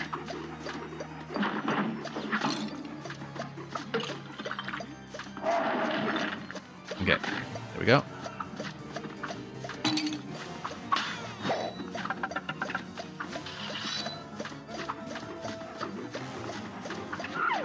Yeah, dealing with green and yellow at once is the thing that's getting me into the most trouble in this phase. Here's a real time-lapse battle. Now go.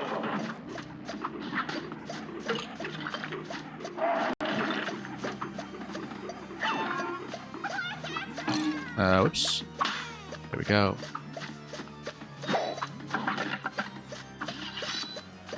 But yeah, the crackshot homing is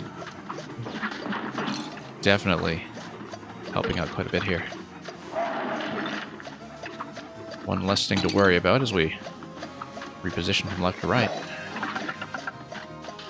Given that there aren't too many other targets that act as distractions, other than perhaps the cookie phase.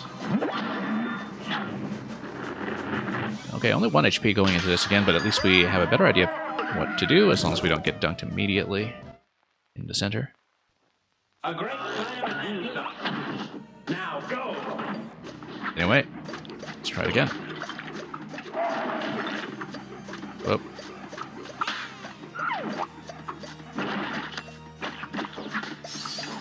Alright, we'll just get out of the way and mostly just focus on dodging if we can. Yeah, the cookies are not as much of an issue as I would have thought. It doesn't really require the weapon swap or benefit from it much. Thank you for the follow. Whoops. Here we go. Could definitely use a replenishment on the next parry if we can. Whoa, okay. Nope. Totally got sandwiched by that.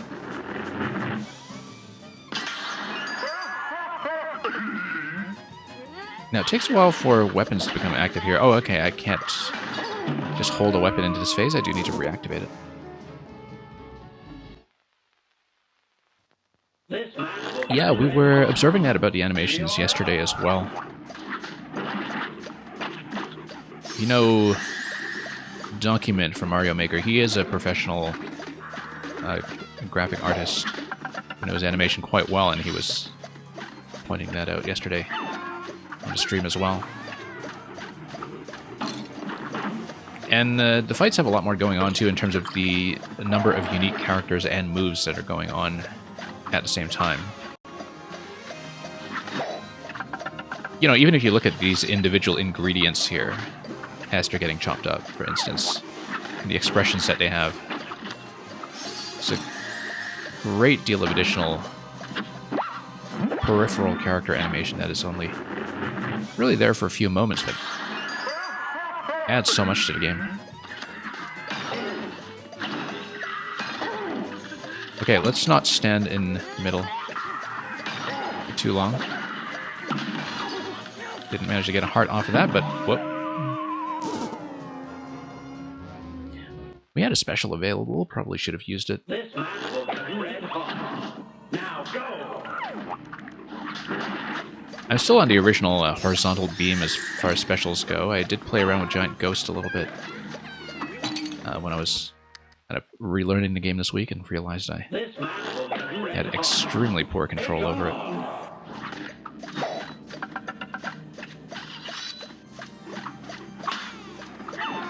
So, not really playing optimally here, but well enough to get by, I suppose. I'm taking way too many hits already. I have to watch a lot of stuff at once.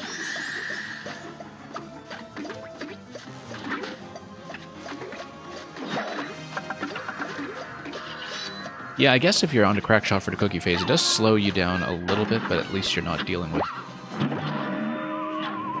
any potential confusion from the weapon swap. Good game for well done. And begin! Gradually figuring this out. We'll get it.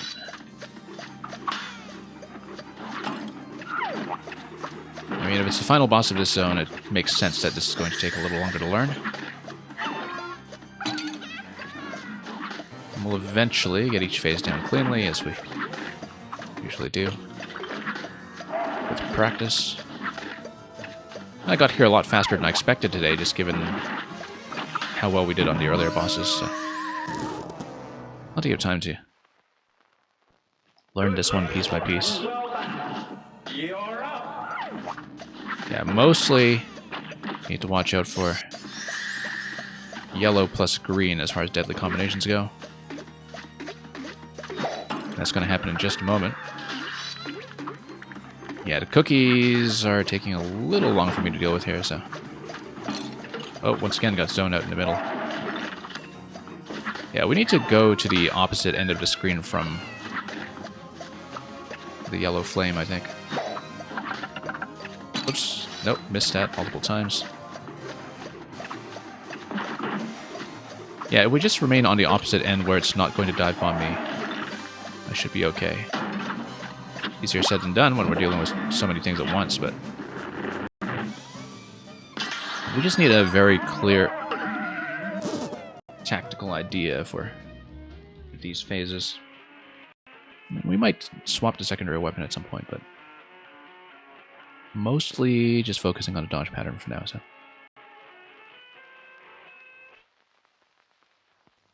A brawl is surely brewing. It's on! Anyway, brawl is surely brewing. Not much has changed in that respect. We do have to deal with yellow and green once again, so let's zip out to the other end. Get away from yellow. That seems to be pretty effective, in fact. Swap to this weapon to clear out the cookies. Nope. Not as effective as I hoped. Okay, we'll switch back to crack shot. And we got sliced by the slice.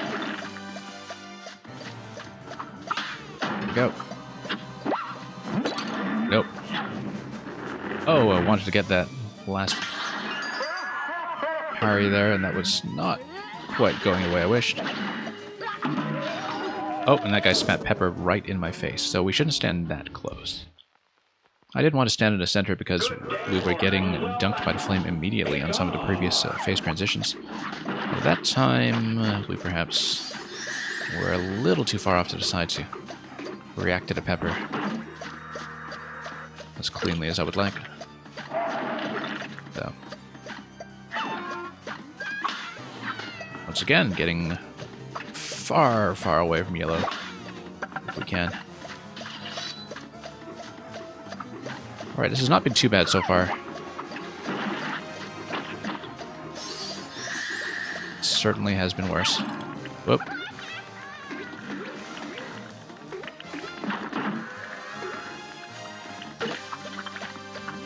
And then we'll move back over here.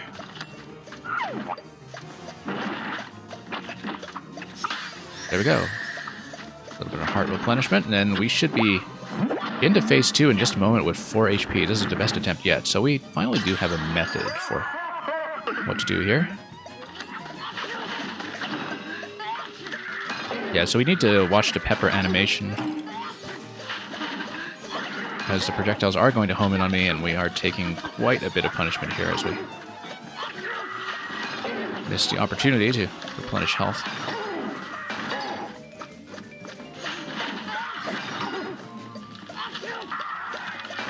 Yeah, quite a lot going on, but we're getting there. Phase 3. First time in phase 3, this time with 2 HP, and we still have, first of all, damage coming in as soon as I land, which we need to watch out for. I was waiting for an opportunity to do my super move there, but your futile efforts were in vain. This world will be my salt domain.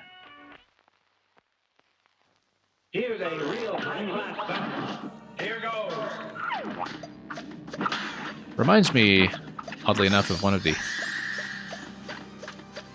more dramatic changes in the Steven Spielberg remake of West Side Story.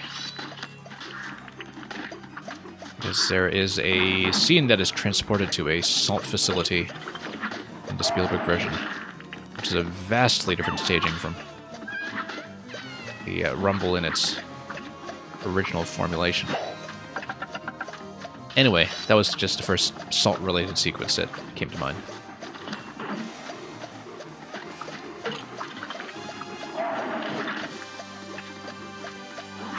Alright, let's dash over here.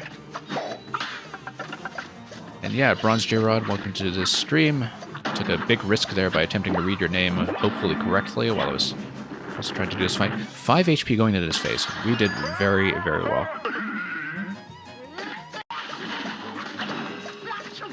We should actually... Oh. Missed a lot of stuff.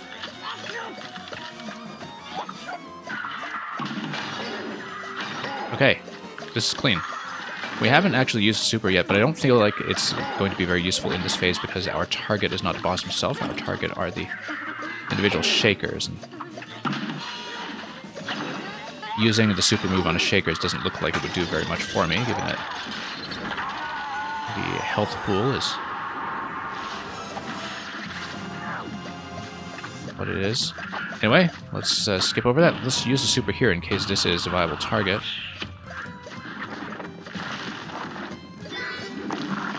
I don't know if that is a viable target, but we're just about to find out. Whoa, that was threatening. A little bit of extra health, going back to 3 HP, certainly helped out there. Let's move up. Okay, hitting every single one of these is very important. I am, of course, trying to determine...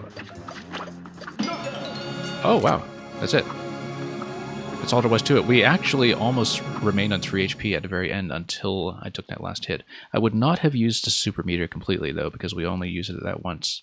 So at most I would get a 5 out of 6 on that, I think. 218, not a great time. Okay, B something probably. B plus maybe? Yeah. Acceptable. Given how quickly we managed to get through that. Miss Chalice. Thank goodness you're okay. That dastardly Saltbaker, he had us hoodwinked the whole time. Gadzooks, this place is coming down. Let's get out of here.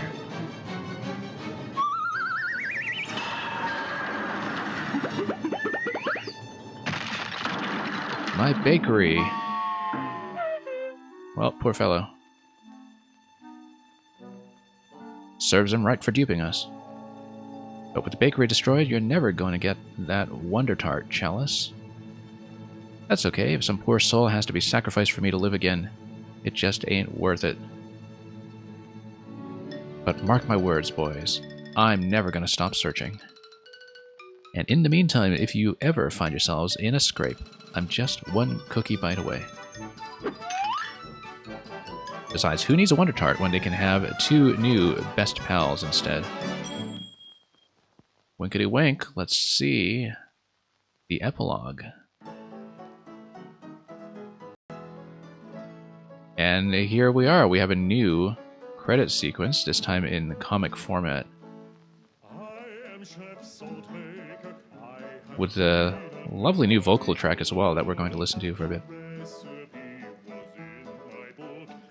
And I see it tells you a little bit of a post-credits story, if you follow it closely, about how the chef as a prisoner is rehabilitating himself. Now, one thing I am looking forward to, as I was saying all day yesterday, are the music credits, obviously. I do want to see which musicians are on this recording this time around. But first of all, of course, many, many artist credits.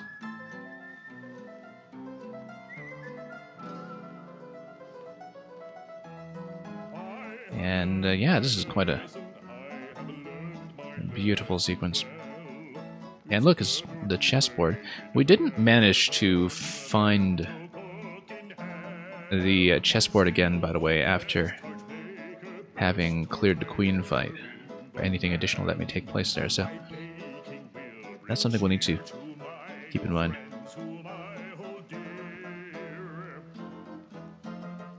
And the grand reopening of the bakery. Okay, so no separate musician credits this time. But maybe that comes later in this sequence, after the comic panel. Here we go, King of Games Castle, the Screen Novelties team.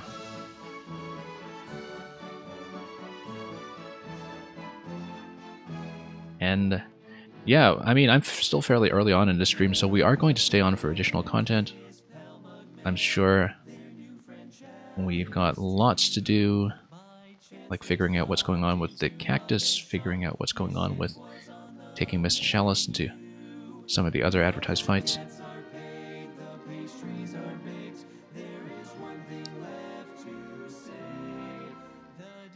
But yeah, pretty satisfying finish there.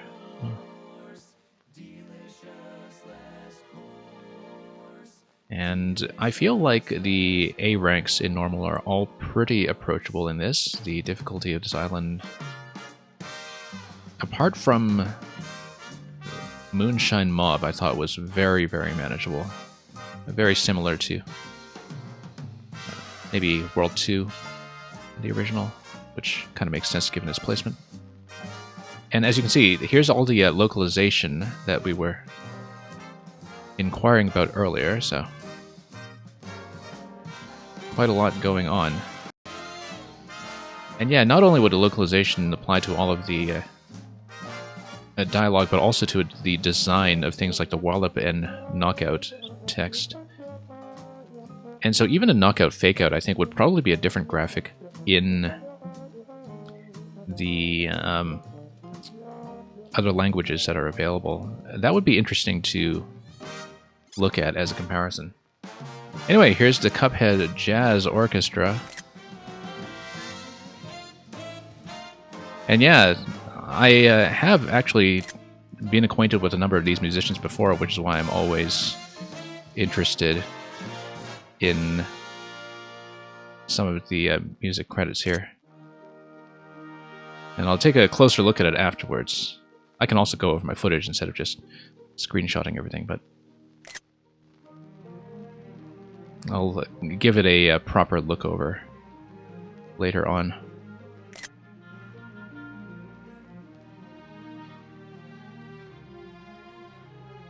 And yeah, there's so much going on. Actually, they've drastically expanded the number of musicians on a recording. If you look at this. Pretty significantly, in fact. So Zero Plane's Moonshine Mob, yeah, is the one that was just described in the chat. That's the one that has the fake out at the end. They really did stretch out stylistically. And I hope they recorded some good footage of some of the recording sessions as well, as they did with the original game. Because there was a lot of this stuff to go around. Look at just the size of this roster in terms of the number of musicians involved in this recording, even accounting for people doubling up on instruments beyond the different layouts. The Devil's Horns Brass Band.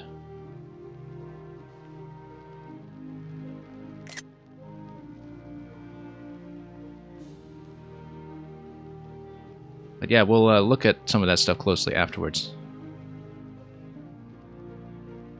It was a much more expansive roster of musicians than I expected, actually, if you compare it to the credits of the original game. But I think you could definitely get a sense of just how much was added to this game on this account. And here we have the various publishers and platform holders that coordinated the different ports. And some extra special thanks, including some game designers that we will notice here for showing us that an indie game was possible. A couple of pretty familiar names there as well. There's a riddle in the graveyard and you get a secret boss. Yeah, Bronze J Rod, we finished that just before the Zero Planes raid came in earlier today. We did beat that one already. It's not on the scorecard, unfortunately. But I did manage to clear it and unlock the cursed item that we'll probably take in with us somehow. So let's take a look at our current percentage and see just how much is left. Probably something considerable. So we're only at 44% into DLC. And that's not even counting things like Expert, I think, so... Probably because we haven't done anything as Chalice just yet, and we have a lot of achievements to accomplish, and I'm only at 110 in the original game because we never really did that many fights on Expert. You hope Curse is available from fresh files once you get it. Yeah, because otherwise you would have to do at least the World 1 clear. Oh look, more chests. Let's do it. Let's see what this is about.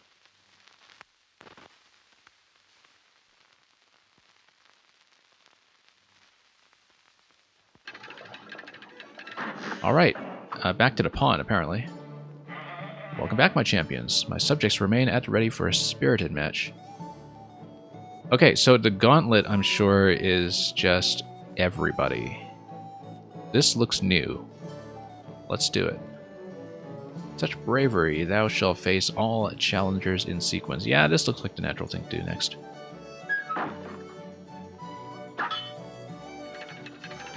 I kind of wonder if the king will be a secret boss at the end of it. But we'll find that out. Beginning with the pawn. And, yeah, let's go. You think 100 has to include S ranks. Interesting that it wouldn't just add up to 200 like the original game, but that would make sense. A great plan. Anyway. Now go. Let's remember to take the thumb off the attack button since we don't need it, and as you can see, we're already in a bit of trouble. Taking 1 damage here, taking 2 damage here is not a good start. A brawl is surely brewing. You're up. Whoops. Yeah, let's just restart if we are taking damage in a pawn fight. Really do want to do it cleanly. Shouldn't be too difficult if we just do accurate button timings throughout. Dash where necessary. Just need to watch who's jumping down at a given point.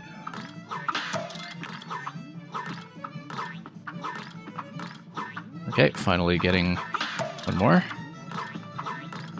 Knockout. There we go. You're saying Chalice's parry dash is good for this? Yeah, I could imagine so. I didn't know that you could take Chalice into this, actually, since it disabled all of the other charms. But I'll take your word for it. It is going to be particularly useful this fight, for instance. Alright, this one is just a matter of not getting faked out by the patterns. You can also take it patiently and just skip the upward thrusts. And there we go. Yeah, that one I can get a double hit in, I think, but also when he beckons you over, I don't really know how to take advantage of that just yet. So there are a few openings that we're not taking advantage of at the moment, but that's because for the boss rush, I think it makes sense to play as cautiously as possible.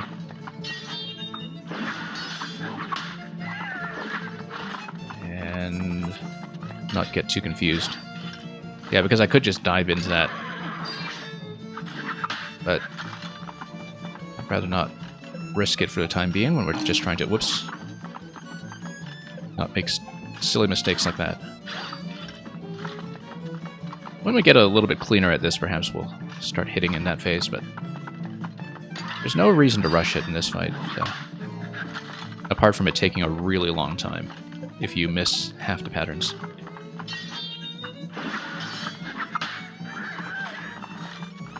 You think you spent more time on his horse than any of the bosses. Yeah, especially if you go cautious. I mean, you have to learn the patterns first, right? Just because of the downtime between attacks. There we go. And here we are.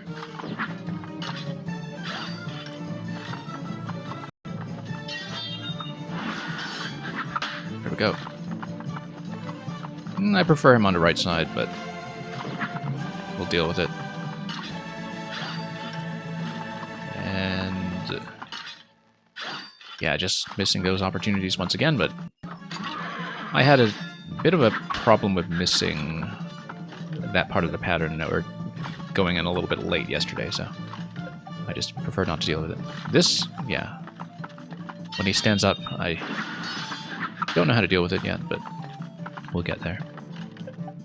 You didn't understand a taunt mechanic for way too long? Yeah, I still don't.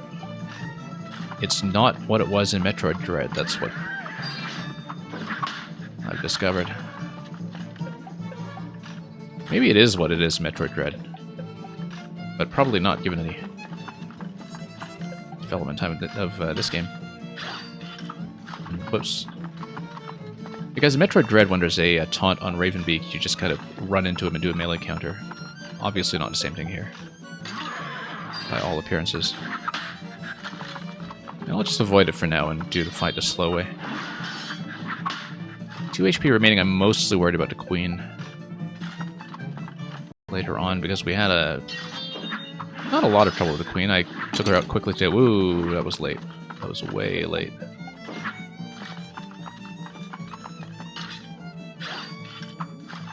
I mean, we could practice tonight individually afterwards and see if we understand the taunt. But well, let's just restart and try to do this a little more cleanly. Here's a real high-class bout. You're up. Okay.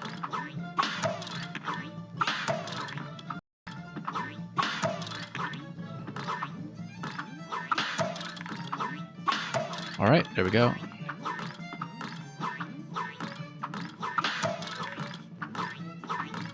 And nope. That was an awful miss. And then now we're just getting jumped everywhere, so. A great slam and then some. You don't want to spoil by explaining.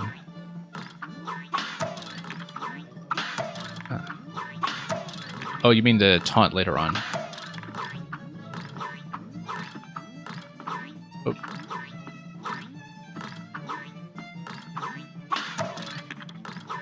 Yeah, we might do something risky there and figure it out.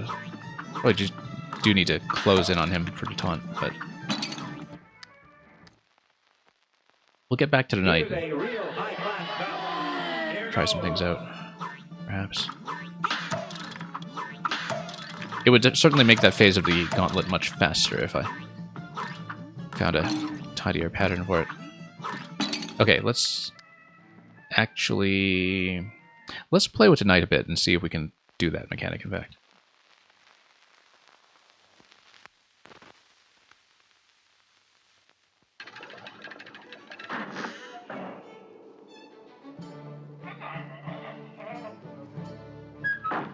Let's try it before we do the gauntlet, just so we can clean this up. Otherwise, if we die on some of the later fights tonight, is going to take quite some time to repeat. And that might not be great. A great slam and then some. You're up. So yeah. Nope. It's not going to be that. Let's see. If he taunts... Well, let's hit him a few times first.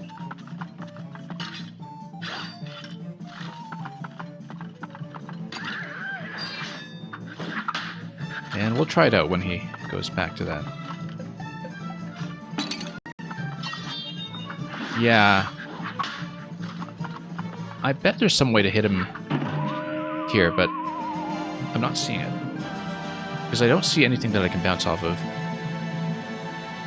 I suppose if you're already in the air at that point, or if you perhaps have the chalice double jump or something, you can get up there to hit him, but... A great slam and then some. And begin. Or maybe you can... No, you can't dash through. Okay. Never mind. Yeah, let's resume and just see what this is.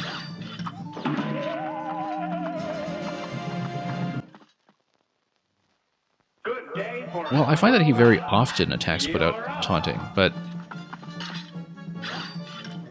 So I don't see what the taunt is for yet, because it looks like I'm missing an opportunity there. It's the only part of the pattern that I don't seem to have an attack into. And you obviously can't jump up towards him. I wonder if you can bait his position somehow. Nope. Oh, whoops. Yeah, that I know how to dodge. I do need to stay at a bit of a middle distance to do it.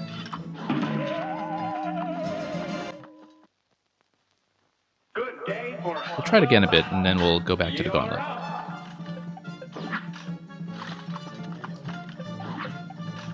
So you can go up to him... Oh, interesting, and then he does the dash immediately.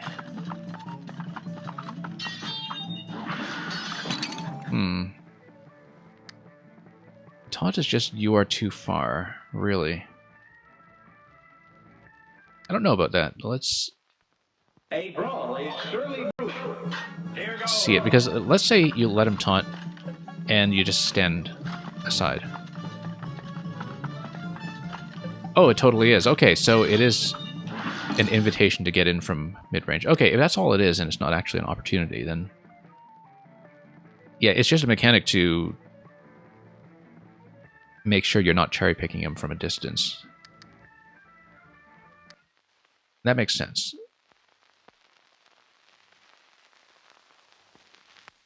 Because I thought maybe it was supposed to create an opening. It is a very hard to dodge attack if you stay far. Okay, I never did stay far, that's the thing. I really mostly just stayed at mid-range because that gave me the widest range of responses, and that seemed to work best. If you're much closer, he doesn't do some attacks that are not telegraphed. Huh, interesting. I don't know what attacks those could be, because I feel like I've seen all three of them. The upward thrust, the upward arc, and the dash forward across the screen. Those are the only three I've had to deal with as far as attacks go. And so maybe there are parts of the pattern that I just haven't seen because I haven't camped him from the appropriate distance. Whoa, got jumped. Yeah, for the pawn fight, Here goes. I see no reason not to restart. We want to do this one perfectly, at the very least. Otherwise, it's going to burn off too much time dealing with it otherwise. Later on. A great slam and then The lunge forward is sometimes not telegraphed. I think I saw that on my last attempt when I was trying to keep at a long distance. But yeah, when I was doing the night fight yesterday, I was seeing it pretty clearly every time, so... Here's a real high-class bout. Here Let's goes. dash out of position as necessary. Here. Nope. Always getting jumped. A brawl is surely brewing. Yeah, we do need to keep an eye on the next piece to drop and give it ample distance.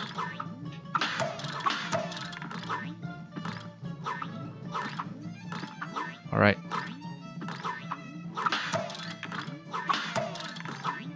Very much a test of where you're keeping your eyes, as with many things in Cuphead. Oh, whoops. Oh, missed a knockout. Here's a real I'm trying to get accustomed to, once again, platforming with my peripheral vision and mostly just keeping my eyes on the top row so we can see the drops in advance. It was a very close call.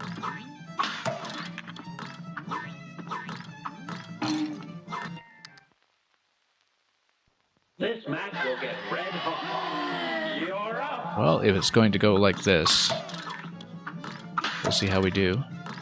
But yeah, time-wise, I'm pretty sure tonight did take me the longest, although it has one of the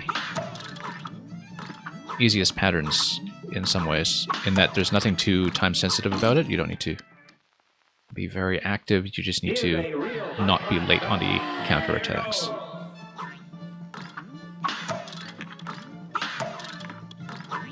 In terms of potential for chaos, with the rook it's rather high, just because your deflections can go wrong sometimes, but...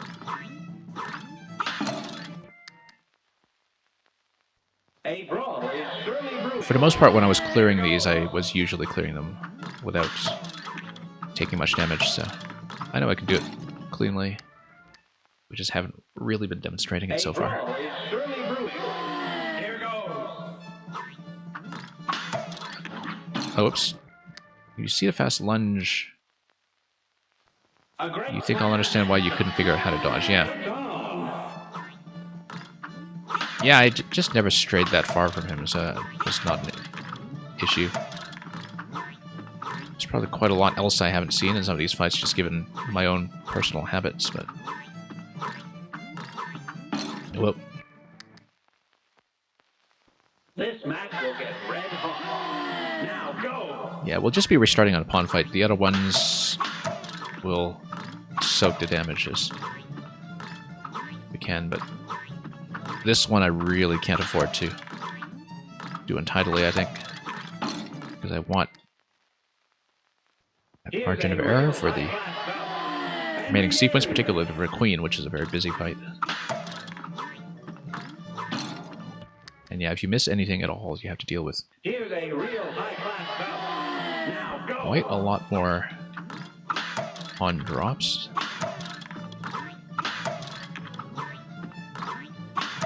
So yeah, this is all about just watching who's next and remembering to dash out of the way, perhaps. That would You're up. help quite a bit.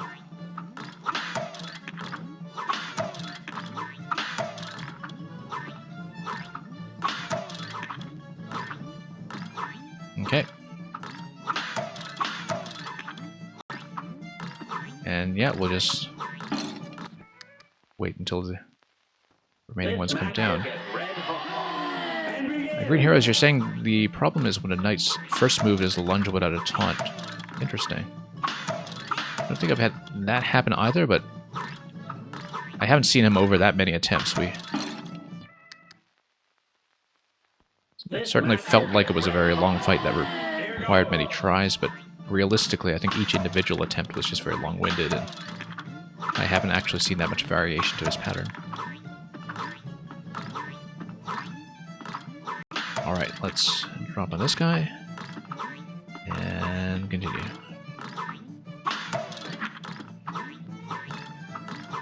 Nope, miss. This match will get red hot. You're up. Yeah, I felt like I understood the knight quickly. I am just much too risk-averse to do the fight Here's a real high in a way that isn't extremely long-winded. Because you can play really, really defensively and just not attack into him if you're not sure about the pattern.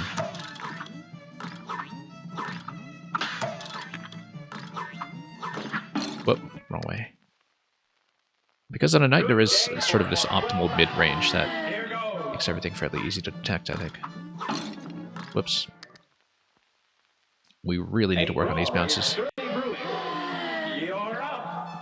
If we don't do it here, we're going to have trouble everywhere else. But it's when they jump me from on top that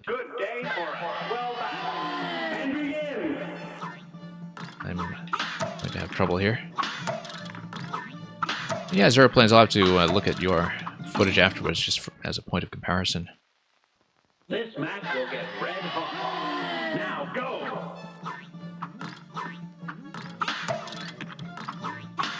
Okay. Nope. Good day for a well back. Yeah, my sensitive bounce window is clearly not what it needs to be. A great slam. Always trapped in midair when I'm getting dunked from above, so we'll try to be a little more attentive to whoever's next in queue.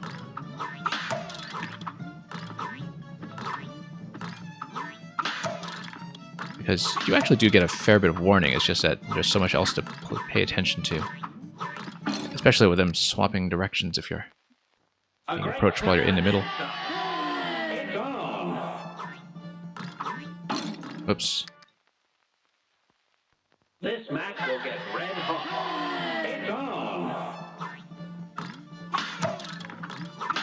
Well, I've got plenty of time remaining to stream today, so I'm sure we'll stay on this until we get it. It would be nice if we could get past the first fight cleanly, though. Nope.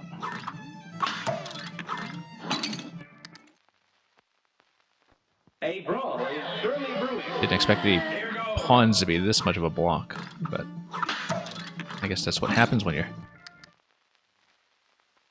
not giving yourself a 3 hit point margin of error. No, just totally got crowded out that time. Here's a real high-class bout. You're up.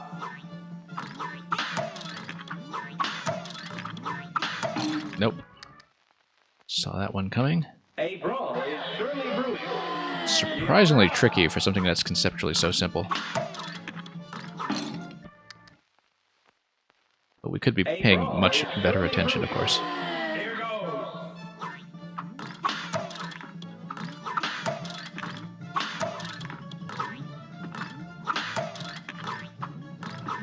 Whoop. Nope. Smacked right into him in midair.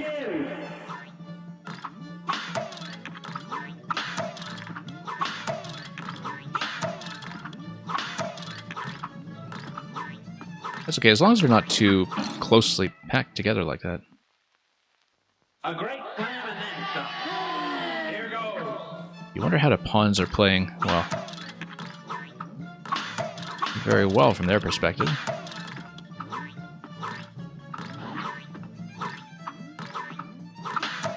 Nope. Once again, you can see them wiggle when we're about to come down. It's just that you have to basically watch 3 pieces at once. Usually 2 that are active plus 1 that's on the way. Okay, we took 1 damage. Let's just roll with it.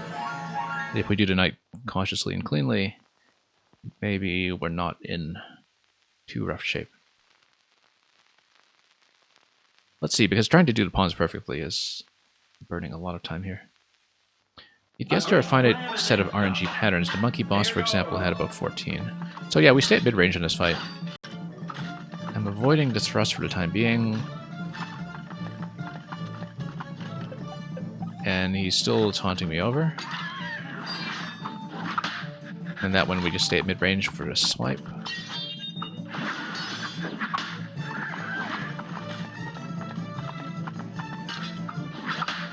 Yeah, oh, no. Yeah, that's the problem when I dash in like that. Oh, interesting. The HP actually resets to 3 for each fight. I didn't know that. I thought you'd retain a single HP pool for each subsequent fight. And so that's why I was trying to get the pawns down perfectly. It's actually totally unnecessary. We just need to survive each fight in one go. That's much easier than I expected, in fact. I'd expected as a boss rush that you would need to carry over your health and do everything on a health pool of 3. So, for once, actually overestimating what Cuphead is going to do to me. Which is unusual. Well, I mean, now that I know that I don't need to do the pawns perfectly, this feels like a much more approachable challenge.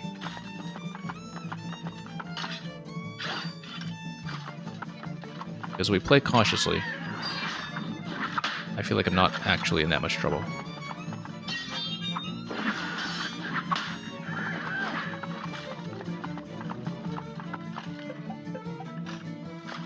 Anyway, we'll get back to what you're saying about the randomization in a little bit. Yeah, this one you just back out.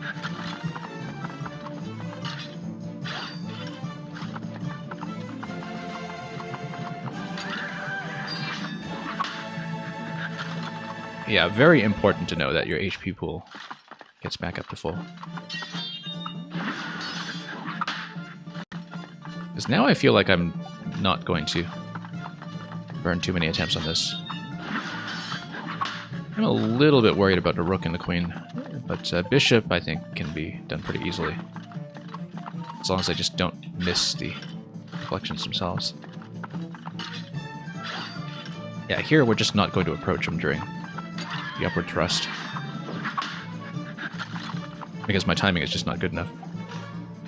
Anyway, Green Heroes, I'll catch up on what you're saying in a little bit. I'm kind of having my eyes glued to the knight right now, so...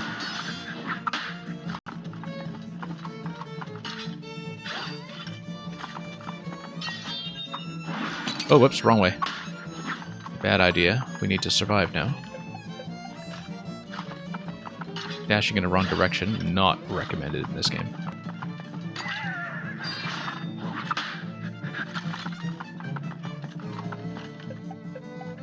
But yeah, we'll catch up on the theory crafting in the chat in just a little bit. When I have a moment to step back and breathe a little. Anyway, he's still beckoning me over, but he's not doing the surprise thrust yet. So it looks like I've reasonably avoided that.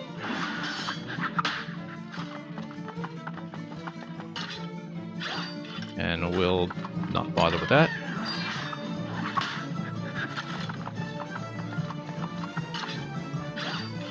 Or that.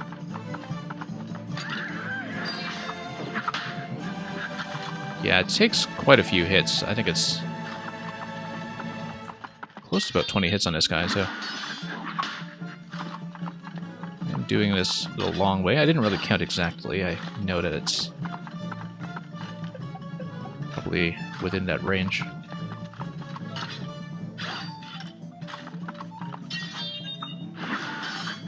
Okay, here we go, knockout. Anyway, back to the chat. You were saying with the pawn jump order, whether or not it's randomized. Green Heroes thinks depend partly on the position. Certainly their travel pattern is dependent on your position. I think they cycle around all the pawns, and so if you miss some that are traveling towards you, Whoa, that is an awful start. Hang on, let me pay attention to this first.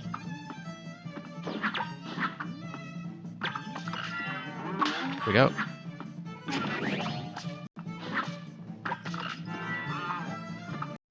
Here we go. Pretty clean so far.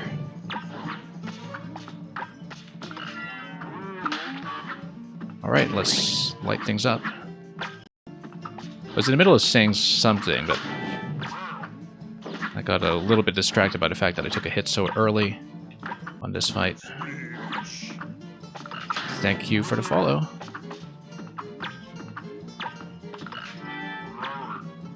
Yeah, Bishop, I really think that the main risk to it is just missing my hit.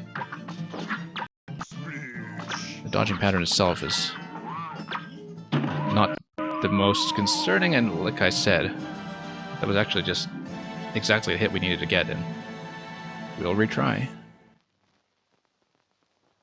So you finished Cuphead. Is this worth it? Well, I mean, I think it's very much proportional to the content that you would have seen originally. I found this was extremely worth it. We did hit the end credits on the DLC, but as you can see, we're not done with the advanced content, not by a long shot. I think it's a very complete package, especially for the price. You know what? We don't need to be perfect. Let's just clean this up.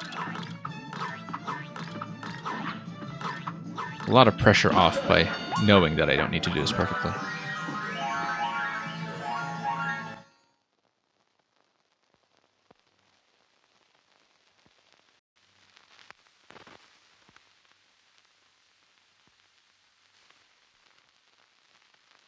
And Zero Planes, you were talking about the monkey RNG. Is that on the flying monkey fight that you're talking about? Like the one on King Dice? With the cards? I'm trying to process what you're saying in the chat at the same time. And that's the only thing that came to mind. Oddly enough, that's the one fight that I didn't register as a clear. So I had my original normal file on 98% before I started working on, well, any of the things I've been working on this week. And I'd only noticed that when I did my original normal clear that I had King Dice completed at 8 out of 9, and I was actually missing one. And I believe it was the monkey. Yeah, fight number 9, exactly. So in spite of having seen the monkey fight, I've apparently never had it woven into an actual King Dice clear. Whoa, let's not be so sloppy here. I feel like this one's already a bit of a wash. That's okay, we'll push through it.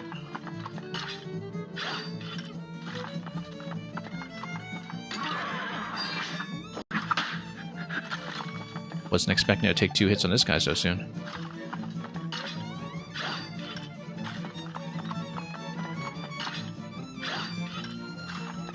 And are the controls the same as the original game? Well, yeah, it just keeps your control configuration going in. Oddly enough, I changed my control configuration from what I used to do in 2019 because I found that I still had a lot of leftover muscle memory from Metroid Dread specifically. So I put lock-on on my L button to match the free aim in Metroid Dread because at this point I'm just much more familiar with it.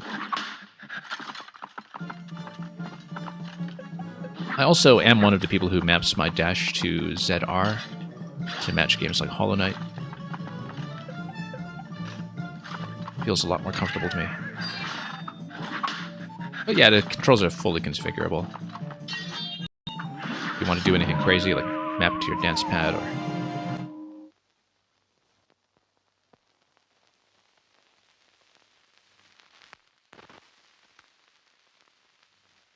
Yeah, so far, Carter, I have not seen what to do about the taunt pattern.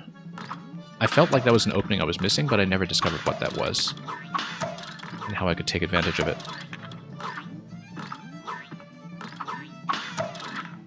Oh, whoops. Well, now that I know that health doesn't matter, pawn fight feels really easy. I can afford to be a little bit sloppy.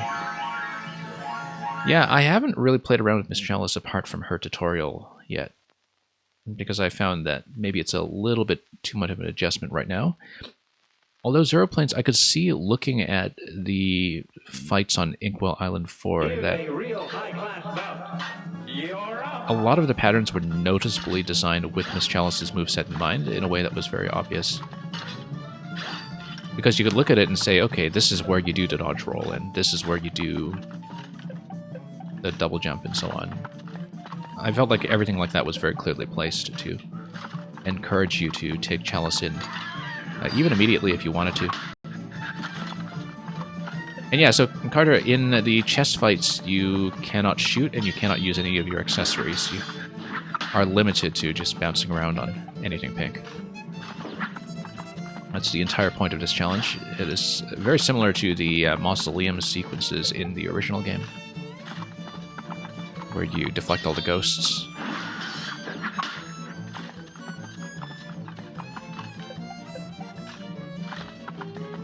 But yeah, there's no opportunity to shoot him. There are opportunities to hit him that I am skipping because I don't want to deal with it. The upward thrust, you can actually go over that and bop him on the head, possibly even twice. If you really wanted to speed through this, yeah, you can go into that pattern, but I find that I read it too slowly to counter safely, and for the purposes of the boss rush, I'd rather play cautiously, so...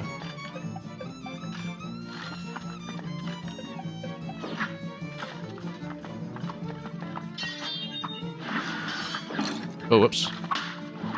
Now, the invincibility frames when you miss are still helpful if you want to get a hit in, just to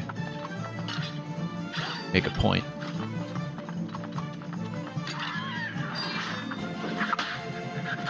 But yeah, he's an easy read after a while, it's just that my reaction time is sometimes a little bit slow. But reading the pattern is no longer the issue. You just need to really commit quickly as soon as you see him do something.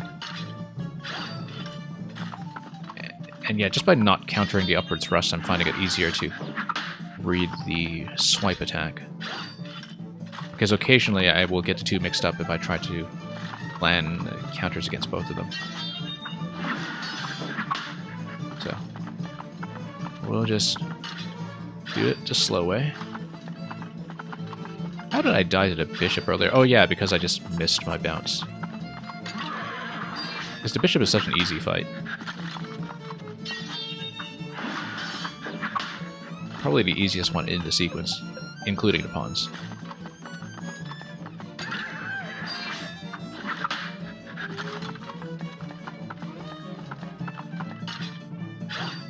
Anyway, let's stick around.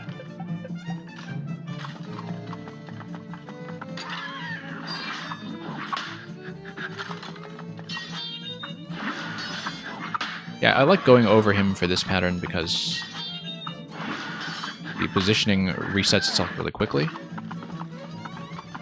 I don't know if it makes a difference time-wise, but it definitely feels more comfortable in terms of the landing position and the sense of safety I get from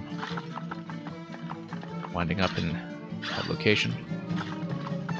Carter, there is only couch co-op for this game, not online co-op as far as I know. So we cannot actually play together unless there's something I don't know.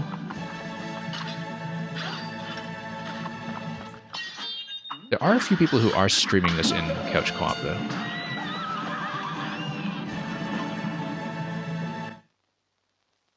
I mean, there are so many people streaming this game, appropriately so, just given how visually attractive it is. Oh, and thank you for the follow earlier, by the way. I don't think I acknowledged that. This match will get red hot. And begin! Same with the follow from your mom, ha ha ha, etc. I know I'm not reading your full name, but you get the idea.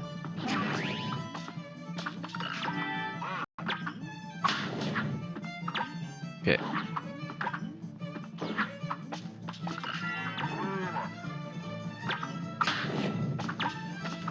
Nice thing about the bishop fight too is that it's not that hard, but it feels really stylish when you do it right. Oh, whoops, just needed to dash through that. I got a little bit trapped.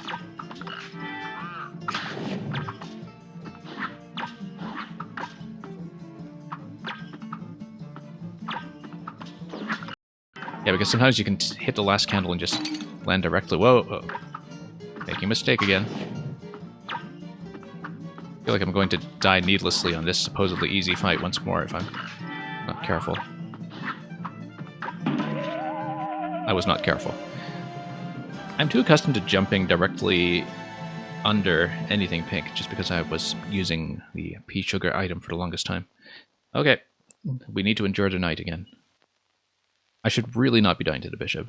It's extremely careless. This match will get red hot. It's on! Whoops. Or the pawns, for that matter. Okay, let's work on the bounce timing. This is an awful start.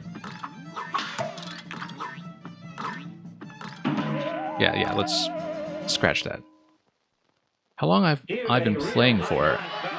On the DLC, today's stream has been going on for about 2.5 hours. Yesterday, I was on for about 4 hours. So I was taking my time with it, but some of the fights were taking longer than others. And I tend to fool around and experiment quite a bit when I play, so... I know that Zero Planes, who rated me earlier, seems to have completed everything in one sitting. Hey, look, we finally got a clean pawn fight. For once in my life. No, the main thing was that Moonshine Mob, the first boss that I attempted in the DLC, took me an hour and a half yesterday. And that padded things out significantly. Everything else felt pretty smooth. I didn't feel like there was a big roadblock. I don't think there was anything in particular that really had me feeling trapped for a long time or lost for what to do. So the content has been very approachable. You're thinking maybe dashing green heroes causes them to jump. Interesting. Hadn't considered that. Obviously haven't tested it. Come on, we'll just get in close. Let him swipe.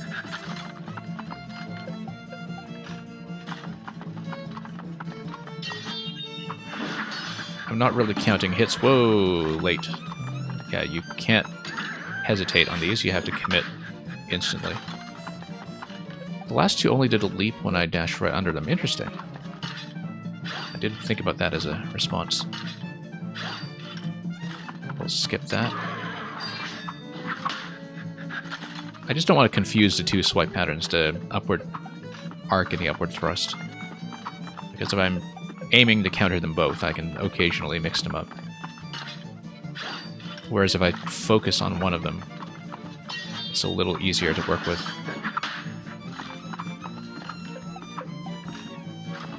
Even if it is a much slower fight this way.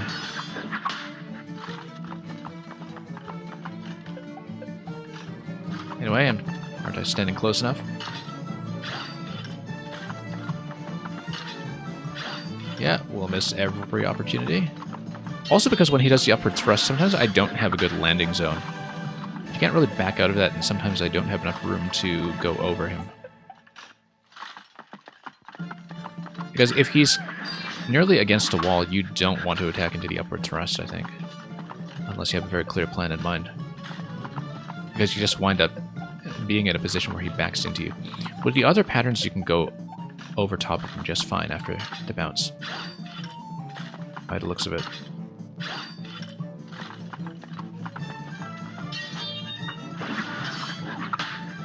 Yeah, need to go immediately.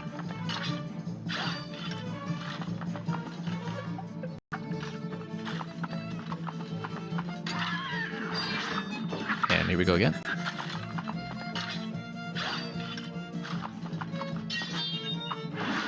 Whoops. Wrong direction once again. Not a good mistake to make.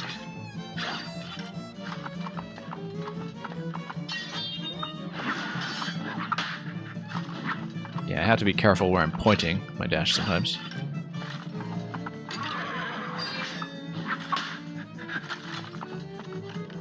Yeah, we've got to be reasonably close at this point. Maybe. Feels like I've been on this for quite some time.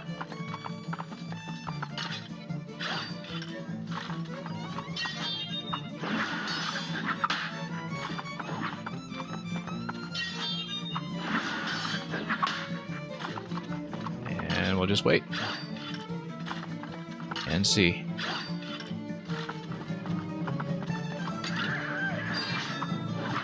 Swipe in.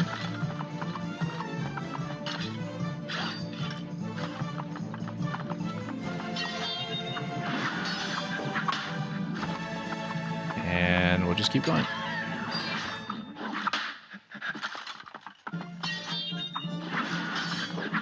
Yeah, if you hesitate at all, you shouldn't attack in and you should just stand back. The timing windows are fairly generous. It's just that the upward thrust tends to confuse me, so... We discovered that the hard way yesterday. A great slam and then Anyway, Bishop, let's actually hit the bounces this time. It's the easiest thing to do. And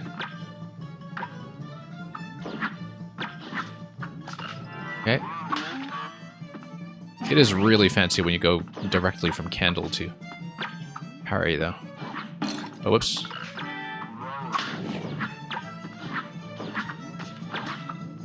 Nope, missed it. I'm being extremely careless here. I think I'm just getting a little too complacent on this fight because I've mentally perceived it as being really easy, and as you can see, I'm just being totally incautious. Well, the incentive to do well in that fight is that we don't have to sit through the night again and again. But here's a real it's okay, we'll do it. and begin. We probably should learn to play through the night a bit more aggressively. Because if we're going to be repeating through it so much, we should at least try to improve instead of just sticking to the same old method. That may just be a certain amount of impatience talking, but... Oh, we can test the dash thing, perhaps, although we've already knocked this out.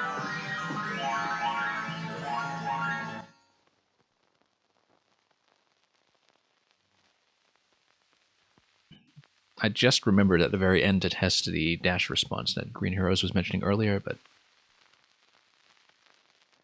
A great slam. totally forgot about that. And okay, let's maybe try to go aggressively this time. Like that. And yeah, he repositions, but I do need a landing zone behind if I'm going to attack into it. Whoops. Already messing up here.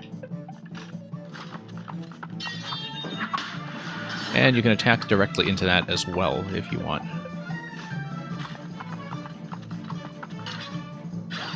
Oh, whoops, missing that.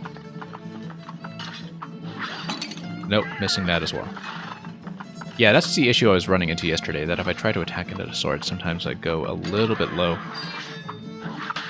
Not quite worthwhile. And Green Heroes... yeah, I mean, I figured these guys out already, it's just that we haven't done it in a continuous gauntlet yet. I've seen every fight. We know how it's going to work. It's just a matter of making fewer mistakes at this point. Oh, whoops. Yeah, sometimes I'm dashing when I'm positioned a little bit too low. That's the issue.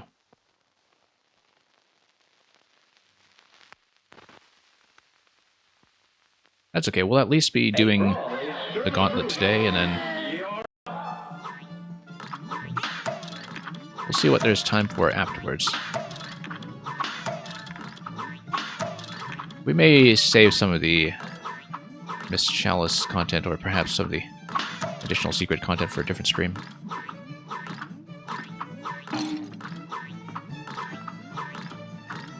We will be back to Mario Maker tomorrow, though. Oh, okay. Yeah, if you miss anything at all, you just get mobbed. A brawl is surely So, it's on. do kind of need to hit every pawn on the first available cycle to minimize risk.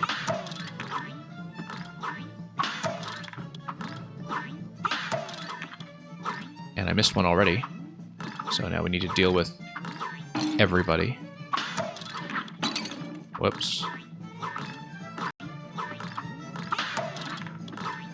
Well, it would be very nice of this last one to come down a little bit faster, but never you mind. A brawl is surely brewing. It's on.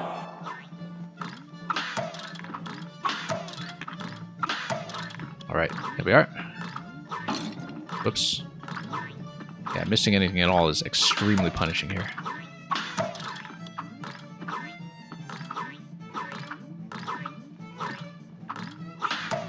How have we died on the bishop 3 times already? That's really not how I want to be playing this. A great slam and then some. But yeah, we need to not miss any pawns. Just way too long a fight otherwise. Too much incoming damage.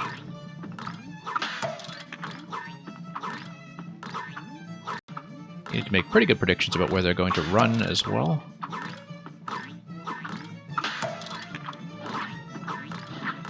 Hey, we'll actually do this flawlessly for a second time.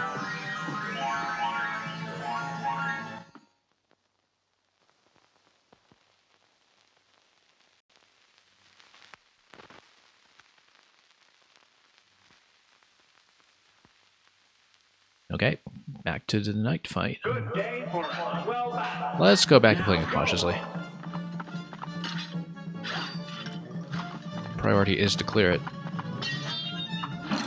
Nope. So much for playing it cautiously. Just means we don't have too much of a margin of error to work with. Whoa, I'm missing everything. Okay, that was a wash.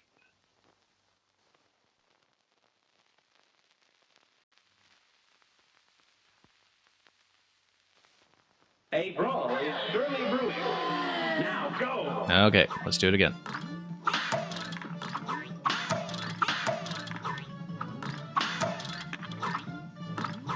And here we are.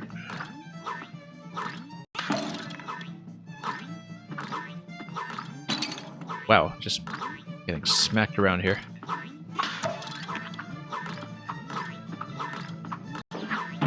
No.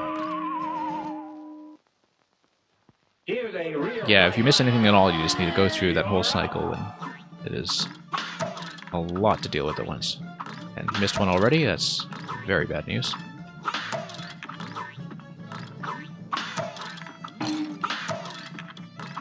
Okay, only one hit so far at least. Could be worse. Could be quite a lot worse. I don't think the dash really affects anything, having played with this a little further. Okay, knockout. There we go.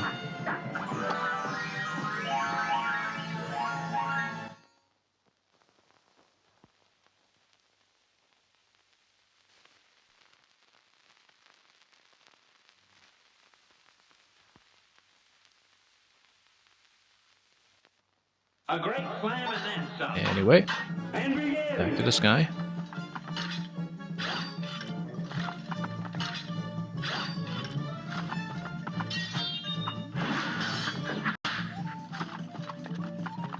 Yeah, you can hit him directly, but there's no need to. Got plenty of room to work with. Come on. Same idea as before. We'll just stand back.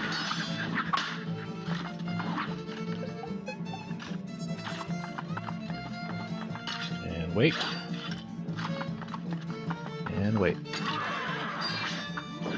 It's pretty rare in Cuphead that fights allow you to take this very passive defensive approach without being punished for it. Usually because you're dodging so many bullets or other moving parts. Whereas here, everything is just in melee. You're not dealing with any projectiles, you're not dealing with anything zoning you out.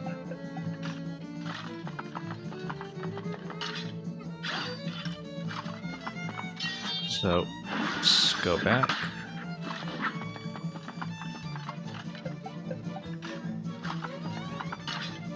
And I missed that.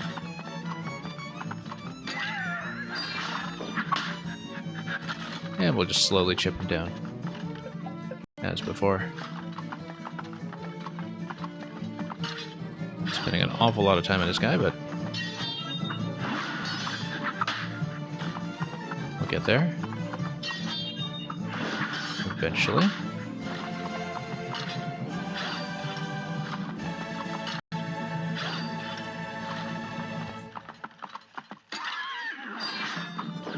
Yeah, everything's very readable at this stage, just a matter of pushing through and then not getting quite so careless about the bishop.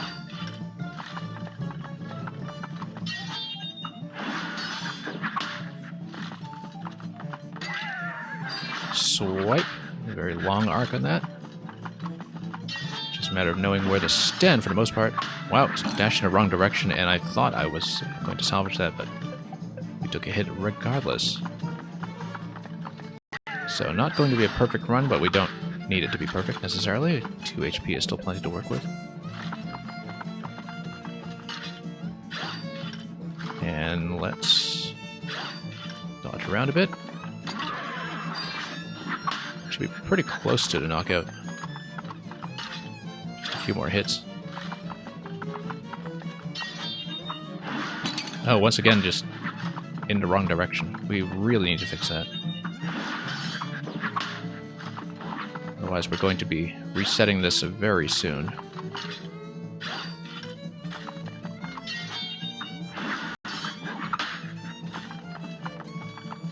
Come on.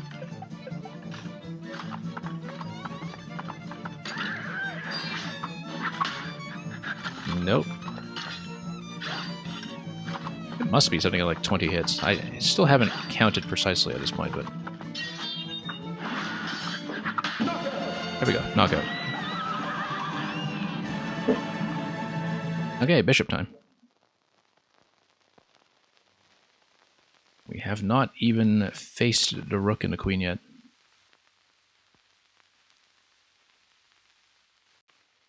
And that's not even accounting for anything like a secret king phase at the end of it, perhaps. Whoops. It's starting to slip up a little bit here, unfortunately.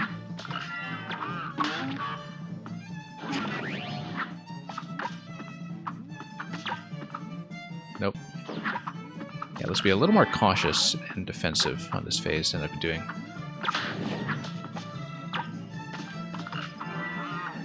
Very tempting to do everything fast, but... I want to get up above it rather than approaching it from below, because that's when I typically have the most trouble.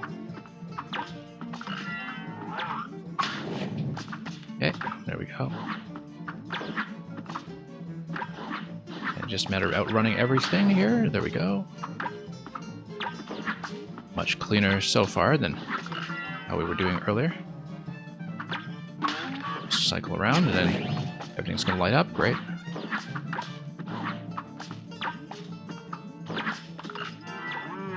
And then... there we go. A little bit imperfect once again near the end, but... pretty clean up to that point. Okay, with the rook, we mostly need to watch the rhythm of the ground pattern from the grindstone, and we need to be fairly good at predicting our deflection angles on the skulls that are being sent our way. Not even the skulls necessarily, but just the heads. Okay. We'll take it patiently. It's practically a rhythm game down below. Did have a good method worked out for this yesterday, but... yeah, we need to watch the ground, mostly. Because the sparks can be a little bit difficult to visualize. Nope. We're in trouble.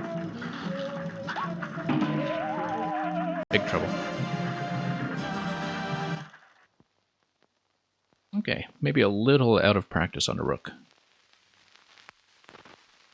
It didn't take me long at all yesterday, though. With the queen today, it's just that we were pretty sloppy in our attempts to actually get through, so... try it once again.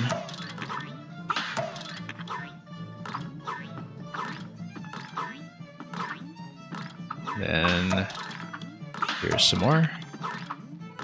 Getting better at this steadily.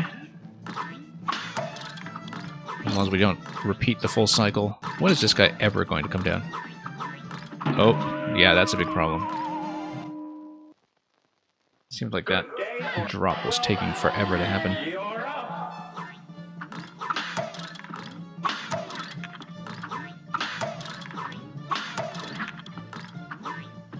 Okay. Let's try it again.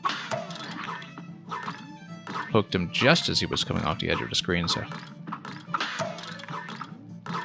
now we'll just wait for the last guy. And we're going to miss completely. Should have dashed after him. It's okay, still 2 HP left, and we're going to miss him again. That's awful. That's okay, that cycle went quickly.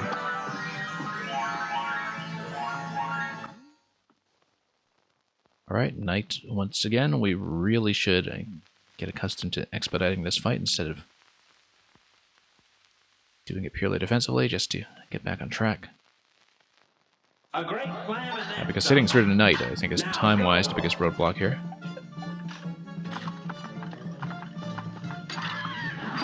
Nope. You see, total misread there.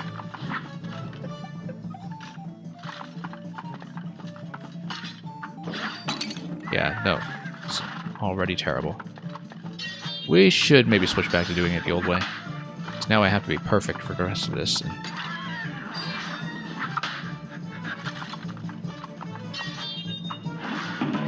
yeah, every time I try to do this fight quickly, I regret it fairly soon.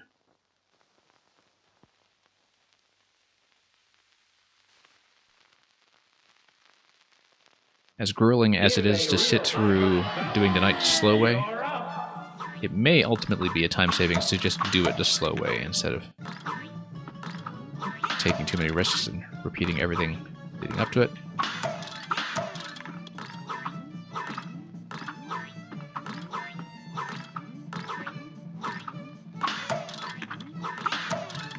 Okay, one more. Very clean. Getting slightly better. The other thing is, too, with most Cuphead fights being tuned to 2 minutes, that the night does seem inordinately long if you play defensively. Feels like it takes much longer than that to get through. So, even in isolation, it is maybe arguably the longest fight in the game. Even that usually you can accelerate everything else with various weapon selections and a lot of ways to speed through certain patterns. Here, of course, I mean, we're just paying the price for missing a half hour of opportunities deliberately.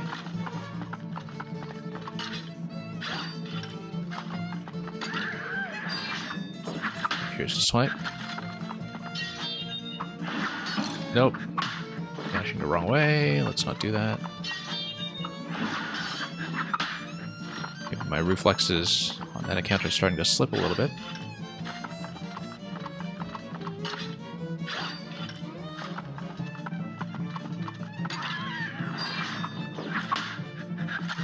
We'll get there.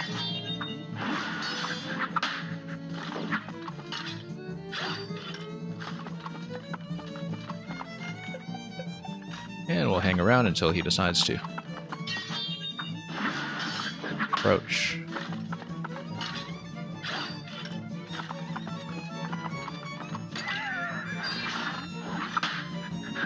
There we go.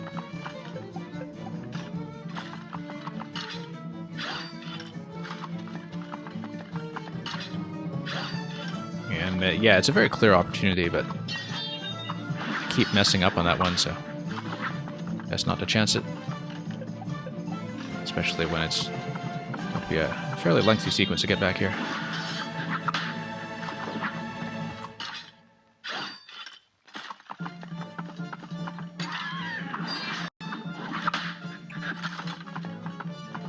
Yeah, I just need to whittle them down somewhat patiently.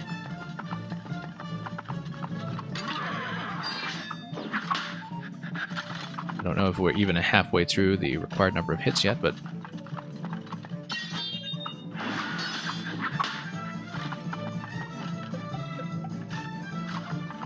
we'll just poke at him until something happens. Come on.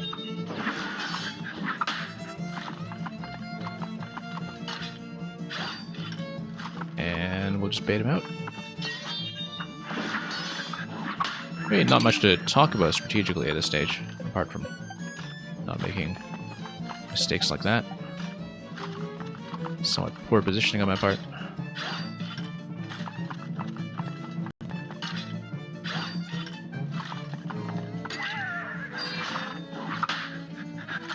Still quite a long ways away from the knockout, though, as far as I can tell. He's going to call me over.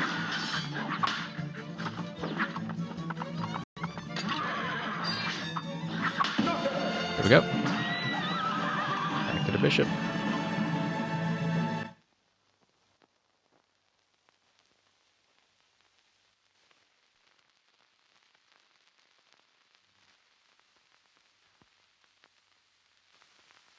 Yeah, in general, I need to play very conservatively. I'm already thinking ahead to how that's going to work on a rook. Because one of the issues with the rook, of course, is that you do need to put yourself at risk to do the attack at all.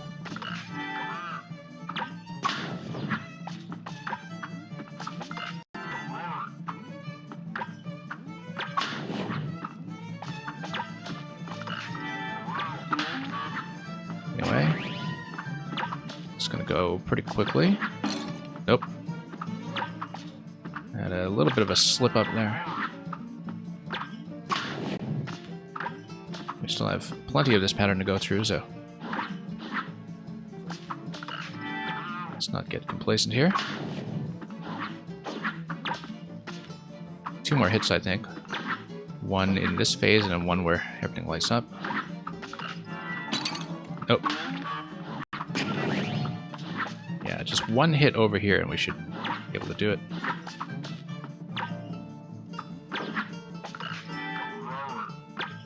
And from above is much better than from below. Sloppy, but we did it. And the bishop feels reasonably quick.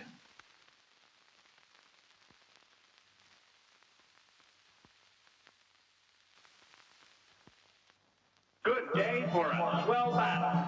It's on. Okay, once again, it's the grindstone pattern down below that is the main issue. Also the fact that your deflection angle really matters. So, I have to be fairly careful with everything here.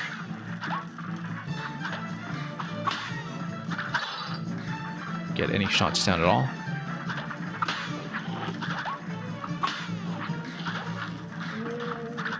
Yeah.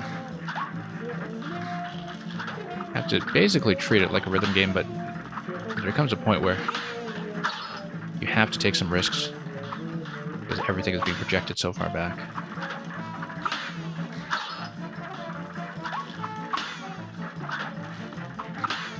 And then, yeah, reasonably good attempt so far, actually.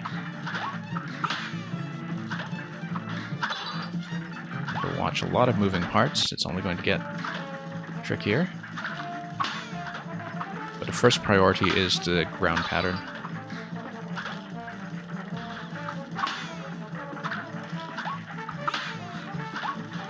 Whoop. So far going very well, in fact. Let's not jinx it. We jinxed it.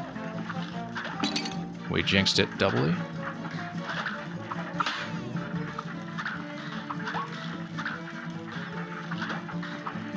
Starting to lose a bit of focus here, perhaps. That's what happens when you jinx yourself. Yeah, you do need to chase your own projectiles pretty closely. That was a bad deflection. Ooh, awful. Yeah, we were doing well for the most part, and then you kind of get to this point in the final transition where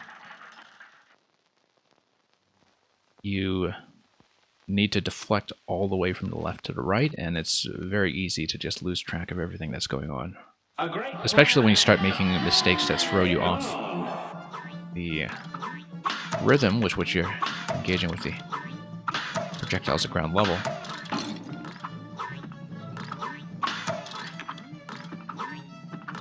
That's okay, we'll get back there in no time, I'm sure. It took me probably about 5 minutes to get back to the rook last time, I think, and most of that was to knight fight. Whoa.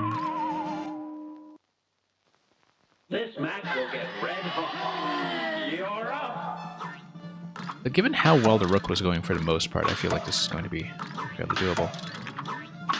And the queen is still fairly fresh in memory, even though it was a difficult dodged fest, comparatively speaking. I am visibly beginning to slip up, though. I feel like I'm not playing as well as when I started this gauntlet.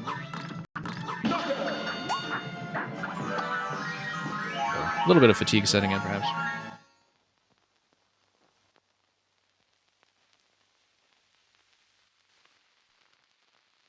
But we'll chip away at it. A great slam and then some. Okay, knight. Nope, missed an opportunity. Let's not dive in if we are going to miss.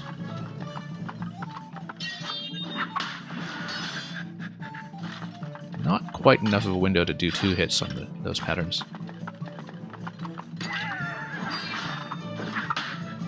Yeah, if you see him braid, you just dash in the opposite direction. I think I have a way to maybe weave that into my hits whenever possible now.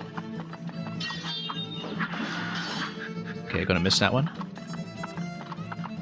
You need full jump height if you can. Otherwise you come in a little bit too low to hit. Nope, too late. Yeah, if you miss, you can't try to lunge after him and go for it. So, a little off my usual pattern because we're trying some new things, but given that I've already taken 1 hit, maybe we should revert back to our old cautious ways.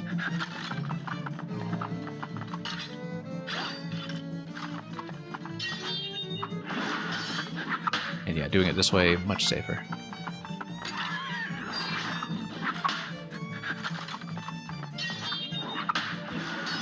Okay. Nope, bad idea. That's the main risk there, is just reacting poorly if you try to dash into the swipe. Very easy to misread that if you're not being careful. Oh, nope, wrong way. Let's miss it.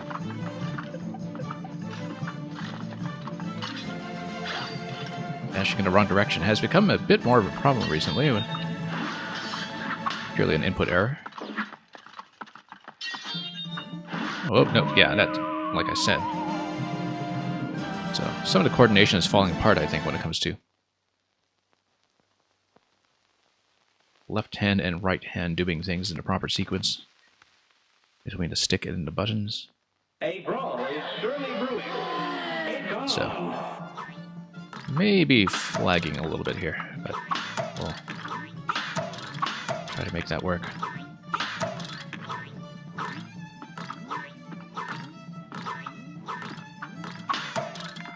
Let's try it again.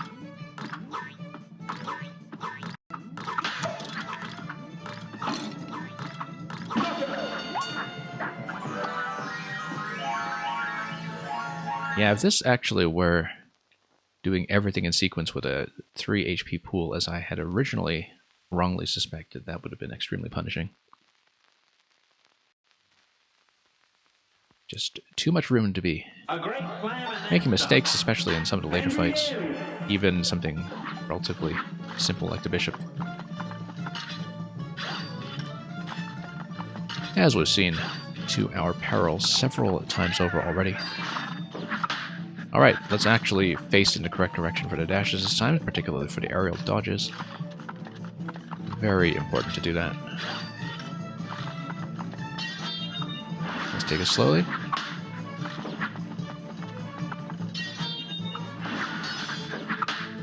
And straight over we go. If we're a little bit late on that, then it's wiser to go straight over.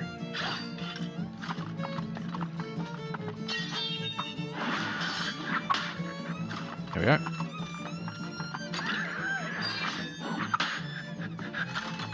Stand at medium range or so, and he just never does to taunt. Going to miss every opportunity as usual, but I'd rather not get into that, as we've established many times over. Every time I tried to break from that pattern, it has gone quite badly for me. Standing a little bit closer, but thankfully just outside of swipe range, just barely.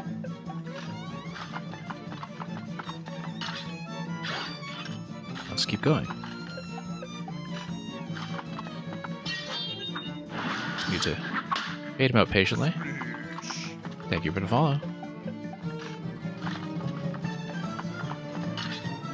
And let's just try to draw him out once again. There we go.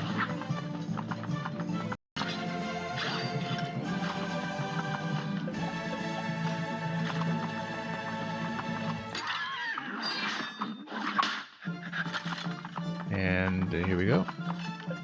And yeah, Electro Dude, that happens from time to time. Thankfully the bot is being vigilant for once. This bot versus bot combat.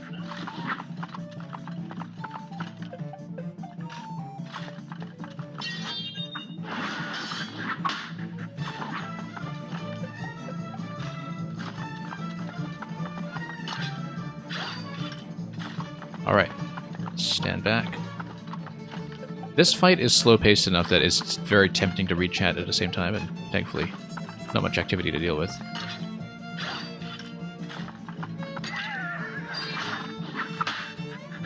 So, let's tap that.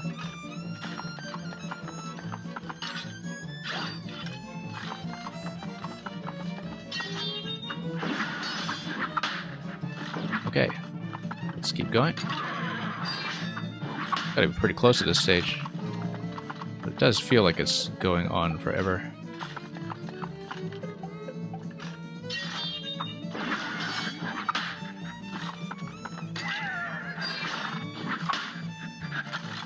Now let's back up a little bit.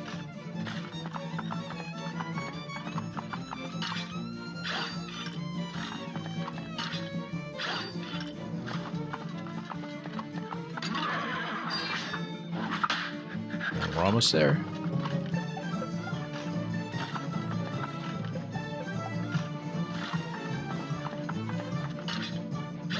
Well, I mean, electrocute, it's not just the politeness sort of thing. That's part of it, obviously, but it's also not very effective.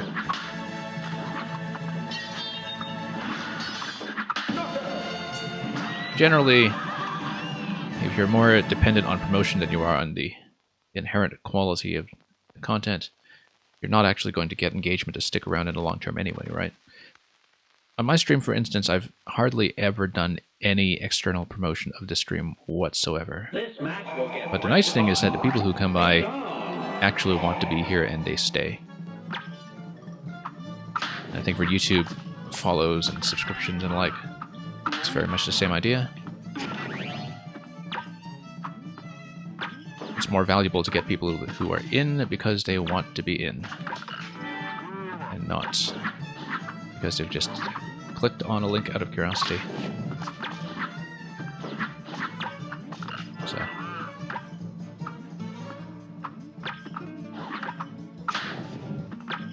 whoops.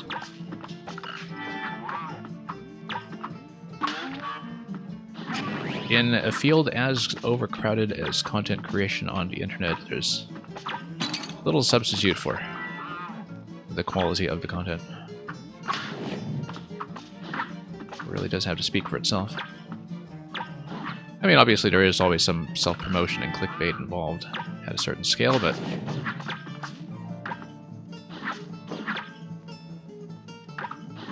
let's try to get this candle first before we worry too much about that. Everything's going to light up. Whoa, okay, he appeared right in front of me.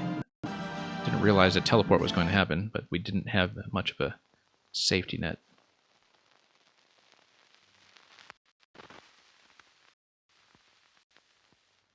This match will get red hot. It's on. Yeah, that could have gone a lot better.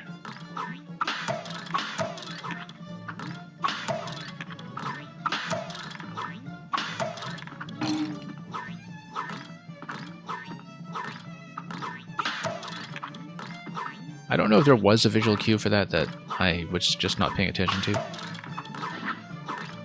He wasn't teleporting behind me, he was actually teleporting in front of me and in front of where I was going, so I was already kind of in the middle of a maneuver. Anyway, that clearly tilted me for at least one attempt here.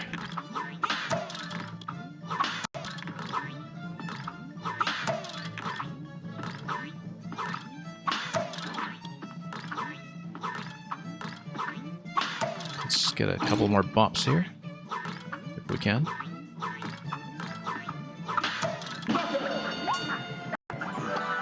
And Bronze J-Rod, welcome back. I'm still on the Gauntlet. I don't know if you were here when I started this up, but we have gotten as far as the Rook.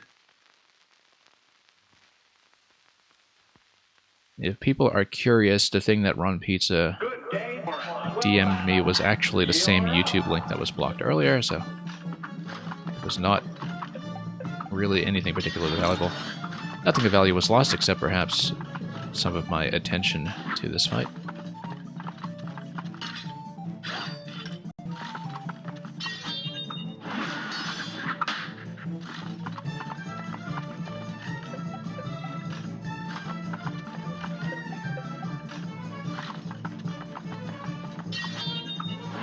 You cost me 1 hit point. Now it's getting rude. It's alright. We'll make it. Not a very critical sequence. This is actually very laid back compared to most Cuphead, simply because I'm not shooting projectiles all over the screen, and I'm not dodging quite as many either. So it's actually a very laid back experience. Very easy to lull you into a false sense of security, of course.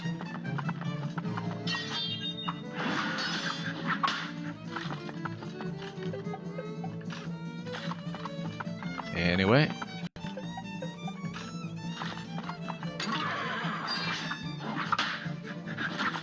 We'll continue to do this a slow way, because the slow way will ironically probably save time.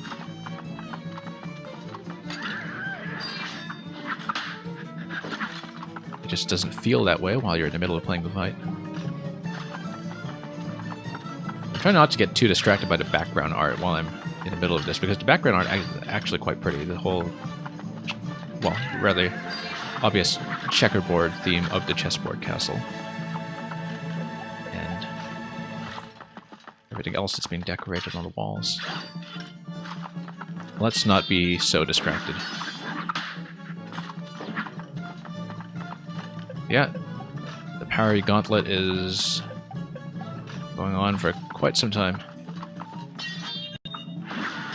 The thing is, I have a foolproof, safe method for the night. It just takes forever because I'm missing half of the openings. So it's very safe to get through. It's just that I've had to do it several times because I've been very careless about the bishop and the rook following it. I think we've gotten to the rook twice so far. It just takes a while. Or seems that way.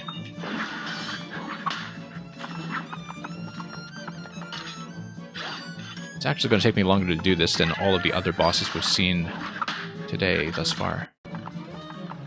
It's like cleared the main normal mode DLC content in terms of the standard bosses much faster than I expected, I think.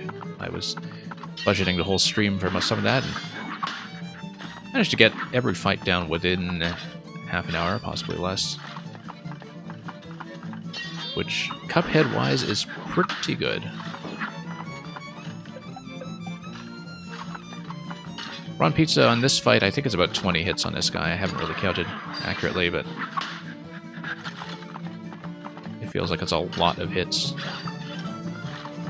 And this is only fight number 2 out of 5, assuming there's nothing additional like a surprise king phase at the end, which I kind of suspect might be the case. I fully expect that there's going to be a surprise phase. Because that's how gauntlets work. So.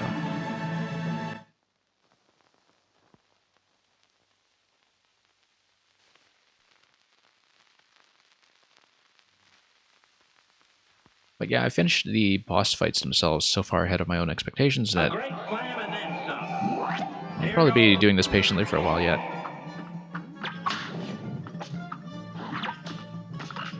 By patiently, I mean not messing up with the bishop the way we've been doing previously. Always embarrassing when I fail on this one, given how very simple it feels. Usually when I fail, it's just failing to missing an easy bounce, rather than to anything a little more mechanically involved.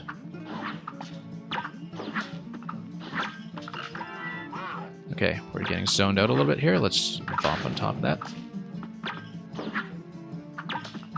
Yeah, that teleport earlier was a little bit strange, wasn't it? I don't know if it was a teleport, if I just wasn't paying attention to it. On the phase when everything lights up. Whoops. Okay, let's get out of the way.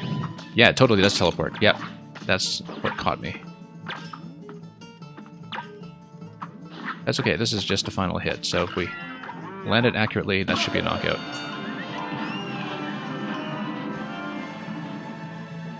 Okay, Rook phase. Once again, Rook phase, the priority is to watch the spark.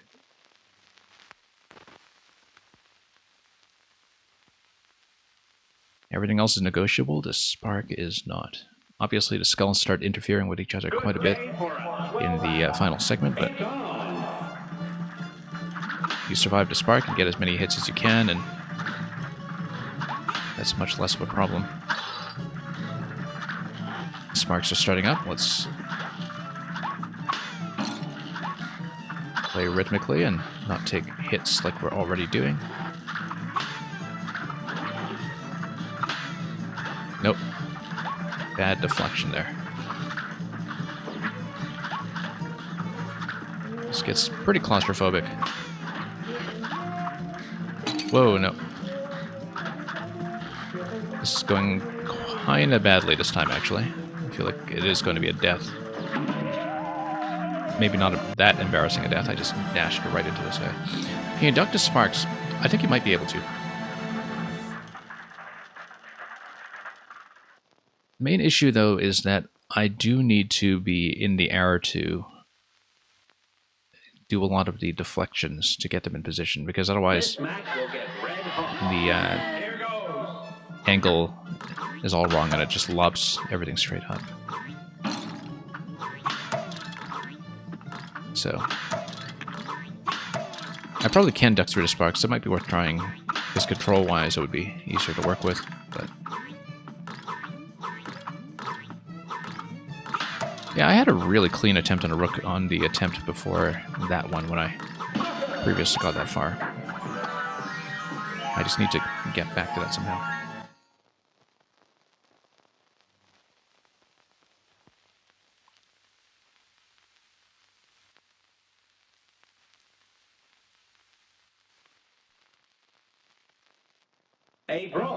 Anyway, here's the long fight. Exercise in patience.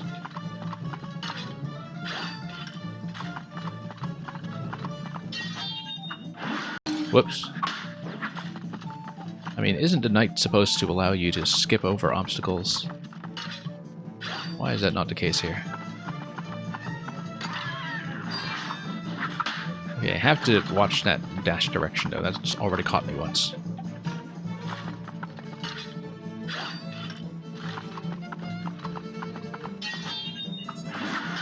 Okay, a little bit late on that, but thankfully not suffering the consequences. Come on, we'll just take this a little bit at a time.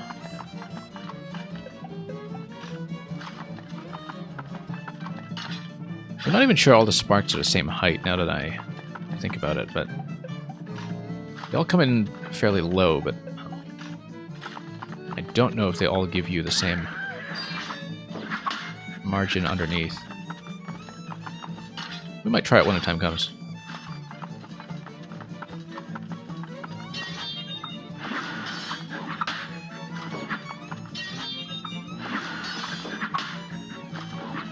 Okay.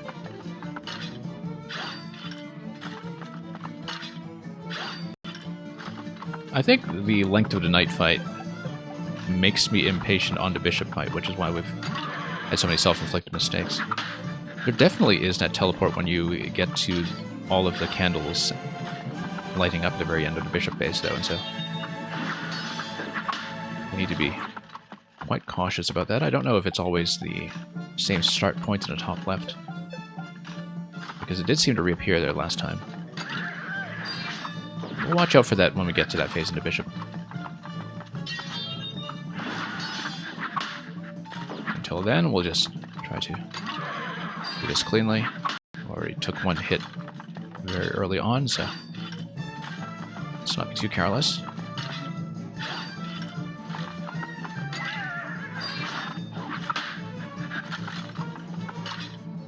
And we'll just wait.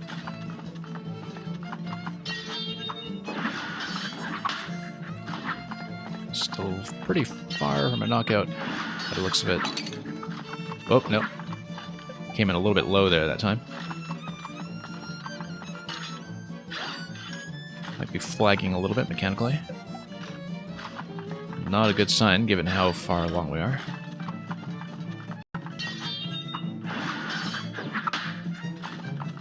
Still some deflections to go. Still not a knockout. Come on.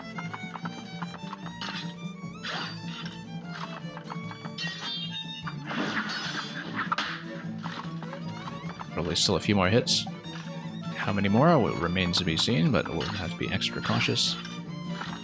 We'll just back up. Still not done, wow. I really should mentally start keeping count. But I also don't want the counting to distract me, so...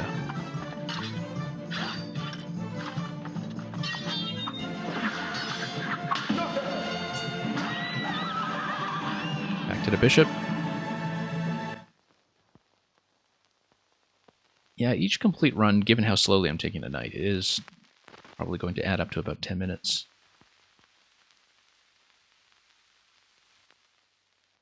This match will get red hot. Here goes. We'll see. I generally like gauntlet challenges and no checkpoint challenges when it comes to endgame content, so this is still very much within reason, I think. Oh, whoa, it got totally zoned out here. Very sloppy this early into the bishop fight. No, no, no, no, no.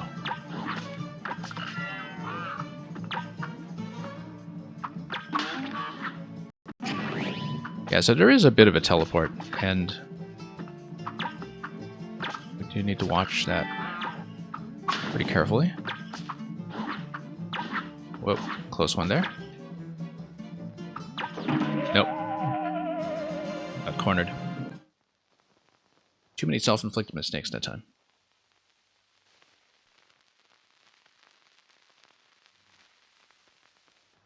Here's a real high-class bout. I think this is doable. We need to do a lot better in the rook, though, and we'll see eventually the queen phase is going to do anything for me. Now, I don't know if I'll be able to stay long enough to actually wrap this up completely today. And it'll be okay. We need to abort early because we'll be able to... just give me one moment.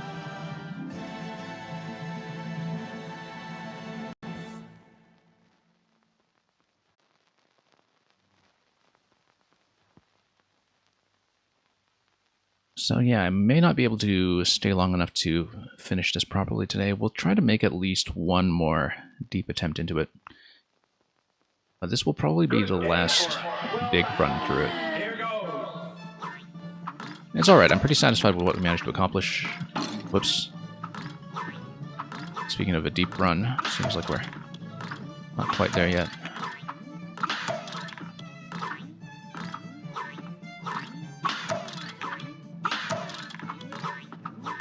That's okay, we'll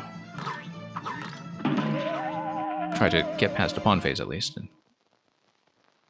day for us. Well done. The objective will be to get to the bishop phase again at least once, I think, and then if we die at that point, or at the rook afterwards, we'll probably call it. Given that I can't stay on too much longer. This will be a good time to talk about some of the plans for the remainder of this weekend of streams. We'll be back to Mario Maker tomorrow. It's going to be a bit of a post-GDQ show, although I understand that the SGDQ Mario Maker Relay has been bumped back to its earlier scheduled time due to a couple of things they scratched from the schedule. So that's going to be out of the way well before our usual stream time, but because we have a lot of the GDQ makers present in our community very often, we'll probably be taking a special look at some of their creations before doing our usual viewer queue for the weekend. So that's going to be the plan, in all likelihood. And we'll see how late we can stay to run a proper viewer queue on top of that. Now, some streams are going to be fairly limited next week due to travel. So we'll be off for much of the week after that, but if I can sneak in an additional Cuphead stream to finish content like this gauntlet here, we'll do that. We'll see how viable that is.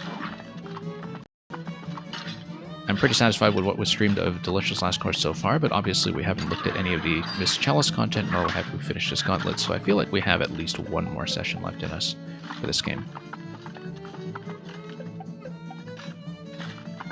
And that's not even getting into the question of whether I will stream Expert Mode or A+ ranks or S ranks eventually. I don't know if I will. I feel like that's something that might require some preliminary practice first before I start to make any serious attempts, so... And that's something to work towards.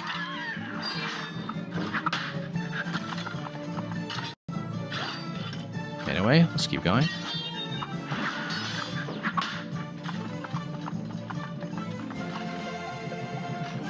But yeah, not expecting to finish Gauntlet today, but we'll do the best we can. And just try to get through this in the time that remains. I don't know if I necessarily want to experiment with ducking the sparks if we get to the rook. I think we just need to play as cleanly as possible given what we know already. And we'll consider that when we get there, and we'll try to get a good look at it visually.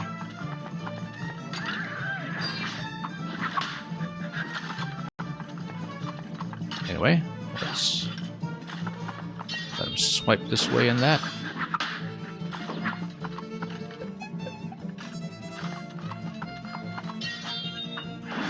Nope. 1 HP, okay. Yeah, if we actually do fail at tonight here, we'll probably call it. Because it would be a sure sign that my attention is definitely flagging and that we're not likely to do much better.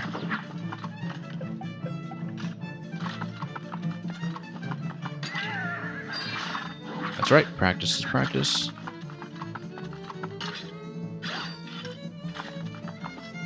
But yeah, I'm definitely making a couple of sloppy mechanical mistakes that were not the case in some of the earlier runs, so that's usually the case that we might have already peaked. That was close. Definitely felt like I was a little late on that dash, but we'll try to muddle through it. And let's see if we can get any deeper.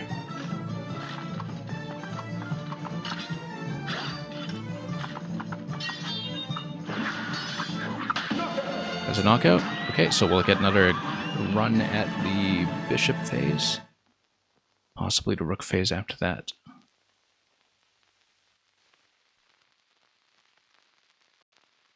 But like I said, this will be the last series of attempts. And so we'll try to make it count.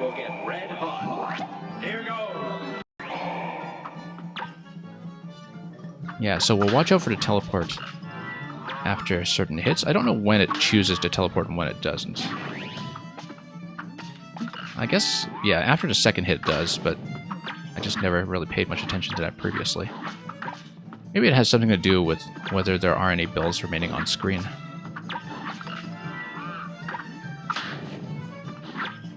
Because if there are bells remaining on screen, it looks like it's not doing anything to that effect. No, it's every 2 hits, in fact. Every 2 hits it'll try to teleport out. We'll just try to dash around and grab everything we can on each additional cycle. Whoops, nope. Thought I was going to do that very cleanly. That was not the case. It's going to be one last teleport here. We're going to be well out of the way. We should be fine on this attempt, I think. Got a bit of a buffer to work with. As long as we don't blow it right here. There we go. Knockout. So we'll try to get one last good attempt in on the rook phase, and if we pass it, we pass it. And if we don't, we don't.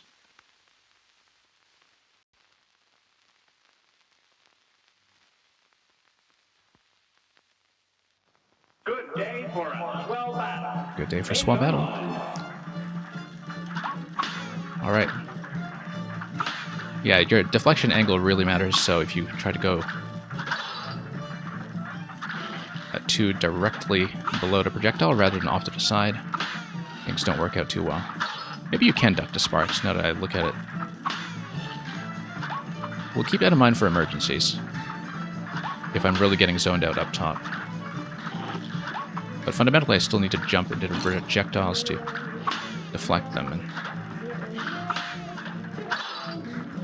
we should perhaps get into the habit of ducking after every landing.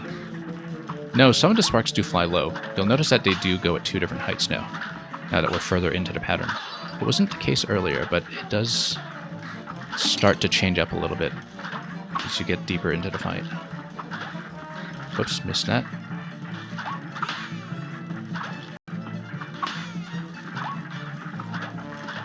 And occasionally you do need to dash forward to keep pace, I think, but we'll just try to retain concentration here and hopefully not fail this.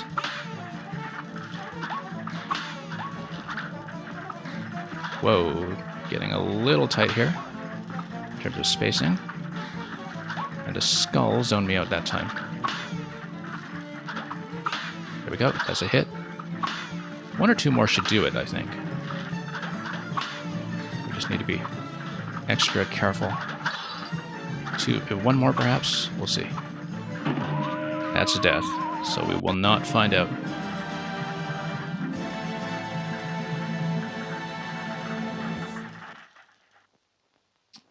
Well, that will be it for today, unfortunately. I would have liked to stay a little bit longer for some further attempts, but I think we'll need some additional practice before we manage to get anything like that done. Pretty productive session, though. If you think about it, we managed to get the final boss and a secret boss out of the way, and Electro Dude in that respect, I guess we were indeed too much of a rookie. I guess you could say the true ending is in another castle. But yeah, pretty good session. Let me look at the summary list again. We managed to...